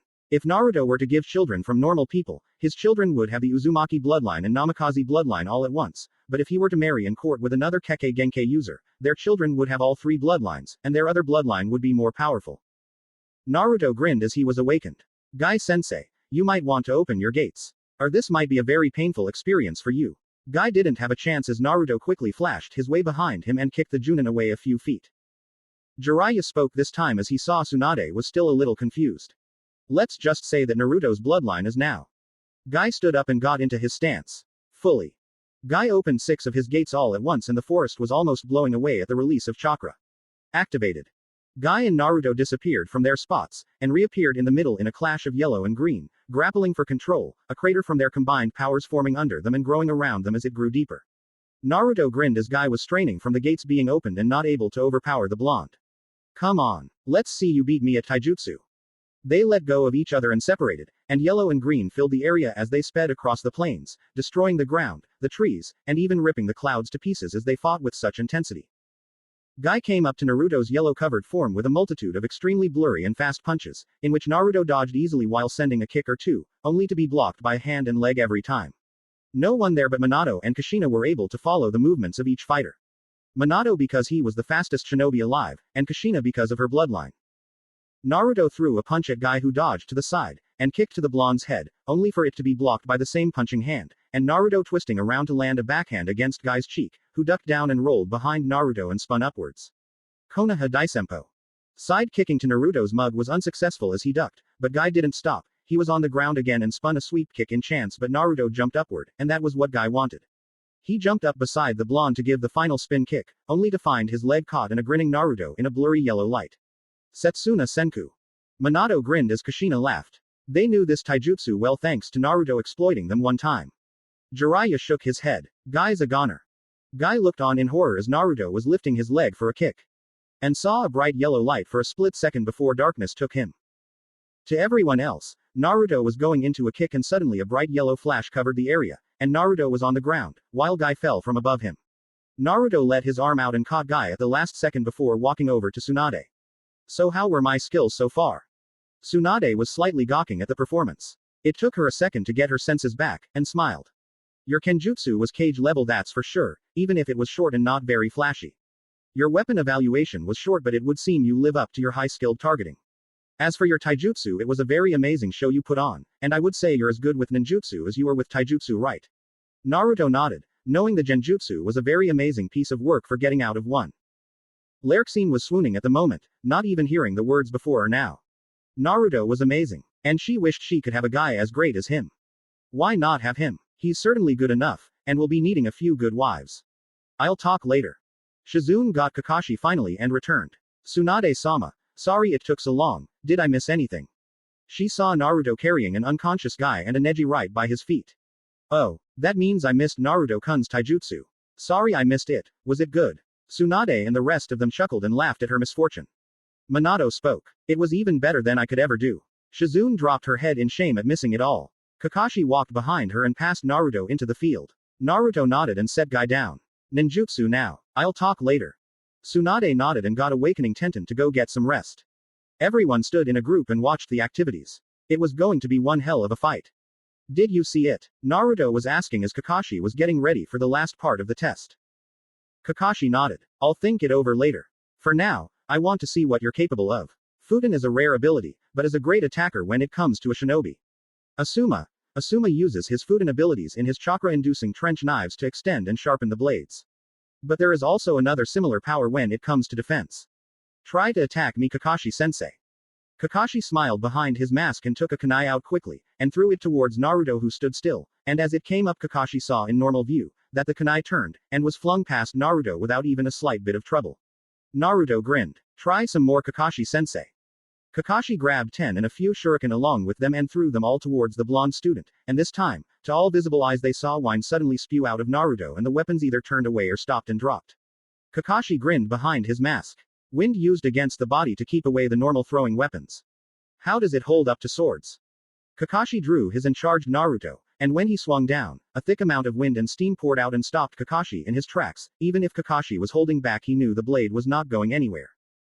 Naruto let Kakashi draw back a few feet before grinning again. Use a Kage Bunshin, let me show you an attack jutsu. Kakashi nodded, and summoned a few clones to surround Naruto. No hand signs, but in a split second a crater was formed, and no sooner did they sense the chakra, was there a tornado of wind blowing in perfect unison within the crater's range, and all the clones suddenly disappeared, not before Kakashi saw the cuts appear of course, and knew how deep when he found skin come out of nowhere. Tsunade was grinning ear to ear. That's my godson. Glad to know he has some tricks up his sleeve. Lerxine, who was now stopping her drooling, shot up. Of course. He's a superb ninja. There's only one more thing. His Raiden is even stronger. He could destroy the forest if he used Raiden instead of Fudan. Tsunade and Shizune both gawked, but as Shizune didn't stop, Tsunade did to smile. So you're protective of his abilities. I guess you two got close, huh? That got Lerxine to blush before pouting. Yeah, so what of it? Naruto and me see eye to eye in a few things, and he loves the way I helped him with his element. He even gave me a kiss for showing him how to use it to improve his own father's jutsu. Minato chuckled darkly. Please don't do this to me. Me reputation is at stake here. Lerxine grinned madly. I'll expect something to please my silence, Minato-san. Minato sighed, wishing it wasn't what he was thinking. Fine, anything, just don't tell about that one time. Jiraiya huffed slightly. Lucky Gaki. Doesn't know what luck he has. I envy him always. Tsunade's sweat dropped at that, likely wondering what this all meant, but let it drop for now. In Takigakure. A man in white with a headband over his eyes was inside the office of their Takikage, and was thinking about what was going to be said. You realize what position I'm in, don't you? The Takikage had his chair turned away from his visitor. We have a Megakure and Uzugakure on our backs, and most likely a very thunderous Kirikage coming to visit about our failure. The young man in his Junin vest nodded. Sir, Naruto is within his village, and right now tying his bonds as we speak. He is also going with our plans, as I made sure of. We will not fail, Takikage-sama. The leader didn't buy it right now. Even if Naruto is doing as we planned, it does not mean you're right and accurate. I remember a few times where you messed up by just a simple step to your house and suddenly our third encounter had to be postponed or we would have died. The young man bowed in shame. I know, Takikage-sama, and I will keep my insight as well as I can possibly amount, but right now, it's about Naruto, not me. So please trust me one more time before our time is up. The leader turned to the black-haired man, and smiled. You know I will always trust you. Kage-kun. Now please, get ready for your travels tomorrow. The Uzikage will not be pleased to see you late. The young man, now known as Kage, bowed and left. The Takikage sighed as he turned to look at his village. I hope you don't disappear. Naruto-kun. Konoha streets. Bakiju hummed, passing through the market street of Konoha. She wondered what she could find to get while she was in Konoha. Clothing wasn't much her fashion, more like a hobby to find out how boyish or how sexy she could look and actually pull it off, and the usual civilian shops didn't give anything interesting. A pot here and necklace there, maybe a stuffed bear or cat as a home pet. She suddenly stopped as she found a ninja tool shop, and smiled. She'd like to get a few more kunai and miniature scythes for her weaponry collection. As she entered, she found a girl with buns on her head, and looked a little like a panda, especially how she was lazily slumped over the counter. Bakiju decided to look around for a quick peek to see if she could find any weapons she liked or didn't know about yet. After a few minutes of looking, 2 more people came into the shop. Oh heyo Tenten. Yo, got the order filled out yet? My sis might castrate me if I don't bring her order before coming home. A gruff-looking boy with a medium-sized white dog told the counter lady, no confirmed as 1010. Beside him walked a pale girl with long blackish blue hair and white eyes, some tight, but long kunoichi pants and a large jacket covering her fairly endowed attributes. Tenten sighed as she pouted at the boy. My dad is out taking it to Sume-san right now, you mutt. Kiba slightly growled at the name, but smiled anyway. Well, nothin' doin', I guess. Yo Hinata, how about you? Didn't you say you had to pick up your sister's genin test order? Hinata nodded. Hi. Tenten-chan, see, could you get me Hanabi-chan's gear? Also, you wouldn't happen to have the weapons I asked for. Kiba was slightly taken back. Yo, Hinata, you never told me you'd be getting some weapons to use. Kind of a surprise seeing as your taijutsu doesn't need any weaponry, all mostly about your hands and fingers. Hinata blushed a little and looked away from her teammate. That's true, but I want to improve myself further. Kiba shrugged, sighing. Whatever, you do what you want, Hinata. All me and Shino wish for is for you to be happy. Hinata smiled, blushing as she nodded to Kiba. Bakiju was shocked to see a girl like Hinata. No scratch that, she was shocked to finally meet Hinata. Flashback as Taki. Bakiju was training, having a small scythe out and twirling it as she stood in front of a training log. She was huffing, with scratches all over her scythe banged up around the blade, part of the handle bent in a very uneven angle. She wanted that promotion to Junin so bad she was willing to destroy her body before she quit working on her skills. Her black flower battle kimono was torn almost to shreds, barely giving her cover as she looked a lot less decent than most girls in her situation. She didn't want anything at the moment, not even a fixed kimono. She tried to go once more, but before she could make her strike she felt too weak to continue, and fell face first. She panted heavily as she lay on the ground, trying to find her strength again. As she lay there she could feel grass, feel the cold wind along her face, and the smell of trees. She found it all magnificent, but at the same time, knew it wasn't real. Takigakure was almost barren with rock and crystals, only sparse vegetation and a few plants here and there, but still, it gave her comfort to know she could always find comfort within her home, even if she dreamt of another home. She thought she could lay there forever, but found herself hoisted up and laid against the log by a blonde-haired man, someone who she knew very well but has yet to see for at least 4 months, and smiled as she saw his smile. Naruto-kun, welcome back. Find your style, I assume. Naruto grinned and nodded. Yeah, and thanks to you, I was able to perfect it. Your scythe practice when I first came here made me realize I needed to use a natural element of my body. Bakiju blushed lightly. You're welcome, Naruto-kun. She looked away lightly as she saw Naruto sitting down next to her. It's a little windy, maybe some of the fall managed to break up a bit today. And maybe I could find a way to give you a little training, find out how well you did. Naruto sighed as he relaxed, slightly leaning along her side, and more leaning on the log close to her. Nah, I'd rather relax here with you. Bakiju blushed more, trying to hide her face. Well, you could sleep in my lap. Naruto laughed softly. And let you have your way with me. Sorry Bakiju, but my first kiss will be with another girl. I promise you'll have the second one though. I mean, you will be with me alongside my first love. Bakiju nodded, smiling as she leaned into Naruto more. Who's the lucky girl though? You never did tell me her name, or even what she looked like. Naruto looked up at the shining crystals in the ceiling of the village. Well, she's a Hyuga, that means she has pale white eyes, as her bloodline is the Byakugan, and she's a little pale, but always red in the face. She has blue hair, and a huge jacket. Her name is Hinata-chan, and if you ever see her, make sure your niece. If you ruin her good nature I won't forgive you. Bakiju sighed, knowing it was true, but saw the light in his words. He knew she wouldn't. She thought about how the girl looked from the short details but got as most as she could before falling asleep. End flashback. Well, I hope whatever you got helps you out. Hinata nodded at Kiba who wished her luck. Thank you Kiba-kun, I hope so too. I'll really need them for the Chunin exams. Tenten was going through the back for the special gear Hinata had asked for, and as she did that Bakiju grabbed a new Tsuki Shuaha scythe, and walked to the counter. So you're a genin. You look strong enough to be a Chunin already, maybe even a Junin. Hinata and Kiba now looked at the new girl in town and Kiba grinned, well hey. Eavesdropping aren't ya? Well, truth be told we've had little to no success because of our clans. Bakiju giggled slightly as Hinata looked away slightly. Well, clan or not, if you fail to get to Chunin, how can you face your clan? Kiba pouted a little as Hinata looked sadly away. Kiba got through it first. Me, I'm just not motivated because my sis would rather kill me as a Chunin than even try to murder a genin. This time though I know I have to make it or I'm as good as dead. Clan says I have to make it or I'll never be a true Inuzuka. Bakiju looked to Hinata and frowned at the sad look. What's the matter? Hinata shook her head and faked a smile, and Bakiju noticed it. I'm fine, just thinking about everything in my clan right now. Bakiju nodded. That's obvious, but what exactly is so troubling you're stopping yourself from becoming a Chunin? Hinata was about to go and forget the orders from Tenten, who managed to find the gear for Hanabi, but yet to find her own order, but before she could start walking Bakiju caught her hand in a gentle caress. It's all right, you don't have to tell me, but don't count yourself out yet. I'm sure it's important, but I'm also quite sure someone I know can help you. Tenten came back and smiled. Well, seems Hinata's finding a new friend. So is that scythe all you're looking for? Bakiju shook her head. Not really, Think you could add on a few small throwables in the order. Oh, and maybe a kunai or 5, I've got to restock my scroll. Tenten got the other stuff and gave 2 scrolls to Hinata.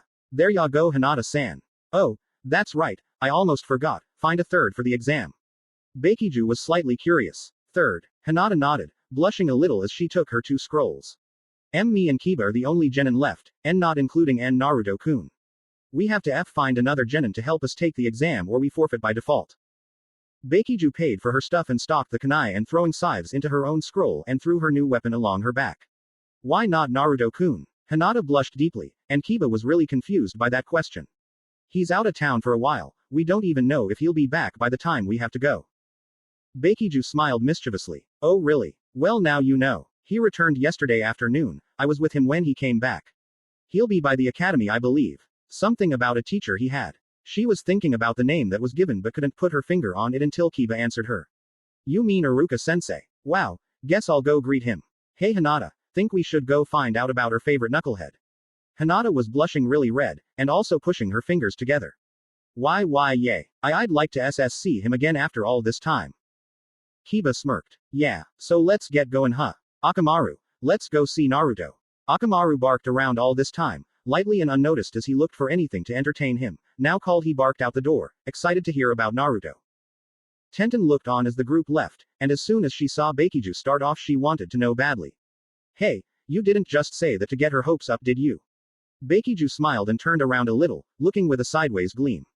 Nope, Naruto truly is back. I came here with him and a few others. Hope your business goes well. And with that Bakiju was gone.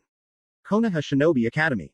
Iruka was giving a lecture to his students, smiling with pride as this batch of students were a good crop, and could easily be the best class of any other year.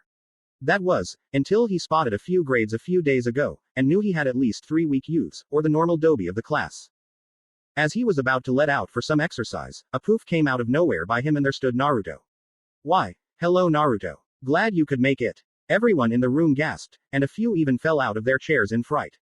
Naruto laughed loudly at the scene as Iruka did with him, half expecting that reaction. Iruka stopped so he could get the class back in order, before turning to Naruto. Class, I'd like you to meet a former student here. Naruto Uzumaki, Konoha's #1 knuckle-headed shinobi. Some of the class looked at him like a king of shinobi, seeing as he looked extremely strong, but a sparse few thought different. A girl in the back row with long black hair and white eyes and pale skin looked in wonder at how much this blonde looked like their late Yondaime. Hanabi raised her hand really quick. Iruka saw this and pointed her out. Yes, do you have a question? Naruto saw the girl and grinned widely. Oh if it isn't Hanabi. What's your thoughts huh? Hanabi blushed lightly before looking down. Well, I was just thinking maybe you looked more like our dead Yondaime Hokage. After she said that everyone suddenly broke out in whispers and shock, finally seeing it. Naruto chuckled before suddenly being in front of Hanabi, who was passive for a second before falling back screaming in shock. Naruto chuckled before offering a hand. Sorry, but whatever gave you that idea? Hanabi was still scared from the sudden speeding encounter with Naruto, but took the hand and was hoisted up with her seat. Hanabi took a minute before processing the question, and when she did she looked down. You're dressed a lot like him, and your hair and eyes, and your smile too. You look a lot like him. Naruto chuckled before disappearing back where Iruka was. Now Iruka was no fool, but when the first time Naruto gone across the room, he didn't notice anything, except maybe Naruto gotten a lot faster, but that second time he saw it, a yellow flash, and was quite shocked. Naruto though didn't notice and thought he'd help Iruka's class. I wasn't exactly what you call an student. I was an orphan with no skill whatsoever, but that didn't stop me from proving how great of a shinobi I could be. I was a dobi, the dead last of the class, I even failed the test to graduate 4 times, but I still pushed on to win the respect I deserved. I hardly listened to Iruka-sensei, but what he thought me, whether I listened or not, was all true, and at least half of this stuff will help you. Iruka's sweat dropped from that. You weren't exactly Mr. Know-it-all, Naruto. Naruto grinned and looked to Iruka. Well yeah, but you didn't exactly give me a chance. Back then I was a troublemaker, but even so you should have been a little more supportive. Iruka sighed as the class began to laugh at him. So, Naruto, being out a while you must have learned a lot, why not giving your former teacher a hand? Oh, how Iruka would be surprised, as Naruto walked to the board and started to write a few things down. And it was only after he wrote it down did everyone get a chance to see. On the board it wrote, Genins and training, what's expected of you? Naruto pointed at the board. Okay, can anyone tell me what you're expected to do as ninja? Hanabi raised her hand and Naruto nodded her way. She stood up and told her piece. We're expected to follow our codes, and to always follow through with your mission, no matter the cost. Wrong. That surprised everyone, including Iruka. You're expected to follow the rules. That's true, the shinobi code is important, but what you're expected to do is to keep yourself and your comrades alive. Because without them, you cannot complete your mission, thus a failure to the village leads to you, your family, and your friends being at risk to death. In our line of work, it's true that death is likely, but if you can prevent it, then you succeed in being a friend, and a shinobi. Iruka smiled, seeing that he took Kakashi's lesson for the real genin exam, and combined it into being a good shinobi. What happened next would be a surprise to everyone. Naruto walked to a wall and grinned. So, any of you know how to climb walls without your hands? All of them started to giggle and Naruto grinned more. Oh, so you think it's impossible? A few of them answered a yes and Naruto shrugged before walking up the side of the wall and to the ceiling and looking down on the students. How about now? They gawked, they gasped, they even wobbled in their chairs, but Naruto grinned all the more. This is the normal genin training you'll receive, and if you want to pass the genin test, you're going to need a lot of chakra control, and chakra reserves, so what I want you to do, and what I'll want Iruka to do, is teach you this. Iruka sighed, and was going to have a hard time. But Naruto did have a point, and to make this the best class to ever graduate, he'd have to teach them this. So, before I go, I want you to tell me, what are the 3 jutsu you should know to graduate from this class? A boy from the front stood. Kawari, Henge, Bunshin no Jutsu. Naruto nodded before suddenly fall taught he ground. He spun and landed on his feet in front of the boy. With that kind of exercise you'll do those 3 before you can even get near the test. He turned to the door and grinned. Guess I was found out. It'll be nice seeing them again. Before anyone could ask, the door slammed open to show Kiba and Akamaru, and behind them, panting heavily was a very tired Hinata. Naruto grinned and turned to the class. And these 2 are very good friends, whom I will protect with my life, and they for me. Remember that, because that is a true shinobi. He then turned and started to the 3. Iruka, they're all yours. And remember to do the wall walking. Iruka nodded as he walked out, ignoring his friends' calls as they followed him out. About a few steps and Naruto stopped. Meet me outside, I've got a lot of catching up to do. Especially with you Hinata-chan. And in a flash, he was gone. Hinata heard her name and blushed brightly. Hinata-chan. He called me Hinata-chan. Outside they saw Naruto standing in the middle of the yard, looking at the tree. It's nostalgic, huh? I used to sit there, wondering if I'd ever become a shinobi, and even when I failed the last time, I sat there, waiting for my chance, and got my chance, and even beat a traitor while I was at it. When teams broke up, I was hoping to have Sakura on my team, and got her, but I seen my flaws. And seen what I lost while chasing my fantasies. Still so nostalgic to be here again, happy too because everything that's happened to me, made me who I am. Kiba and Hinata were downtrodden because of the sadness, but hopefulness in his voice. Hinata was first to speak after the long silence. But even if you had a tough L life, why you'd always have F friends like us. Naruto smiled and looked up. Kiba is a good friend, even though we're rivals, we're still good friends. But you Hinata, you're an even better friend, you've always been good to me, always smiling towards me, and never mad at what I do. You're a true friend, even if I accidentally peeked in the baths that one time. Hinata. Ipton was redder than red, while Kiba was gawking at Naruto madly. Naruto grinned before flashing behind a now fainting Hinata and held her up with one arm. Come on now Hinata, don't faint on me here. Hinata was having trouble not fainting. She remembers Naruto seeing her in the hot springs, and how he had to pull her out and dress her himself, because anyone else would have taken advantage, and no girls were around. Combined with the fact he was holding her right now, she didn't stand a chance and clocked out. Naruto sighed, smiling though as he picked her up and carried her out of the grounds. Coming Kiba. Kiba nodded and followed to a training ground, where Naruto sat Hinata down against a log and sat in front of her. Come on Kiba, sit next to us. Kiba did and Akamaru wrapped around him. So Naruto, how've you been, huh? Got us all worried about you, seeing as you left nearly the next day after the Sasuke incident. Naruto chuckled. Well Jiraiya didn't want me staying here after all that happened. Anyway I'm pretty damn good considering I trained harder than any of you. Kiba stretched his arm grinning ear to ear. Oh yeah, what makes you so strong? Naruto grinned wider. I beat Neji and Gai sensei both at the same time, and Gai was in the 5th gate. Kiba gawked suddenly. You think he'd unhinged his jaw? Impossible. I can't even beat Neji alone. Naruto laughed. Well I beat him with Gai in the gates. And I still had the energy to overjutsu Kakashi and run around TH village before going to the academy. Kiba fainted as well from so much power coming from Naruto. Naruto chuckled before picking up Hinata and running to another side of the village and waited for her to wake up, and he hadn't waited long when she started to stir. He grinned widely as he saw in front of the girl who was stiff the moment she saw him so close. Naruto didn't have to wait for her to faint, he just started. Come on Hinata-chan, don't faint on me again. Or do you not enjoy my company? Naruto started to pout with the famous Koinumi no Jutsu. Puppy dog eyes jutsu. Hinata smiled while blushing red again, but giggled just a little from Naruto's playfulness. I always enjoy your company. Naruto-kun. Naruto grinned again. And you didn't stutter. You sound cute when you stutter, but your voice matches your face when you don't, and that's beautiful.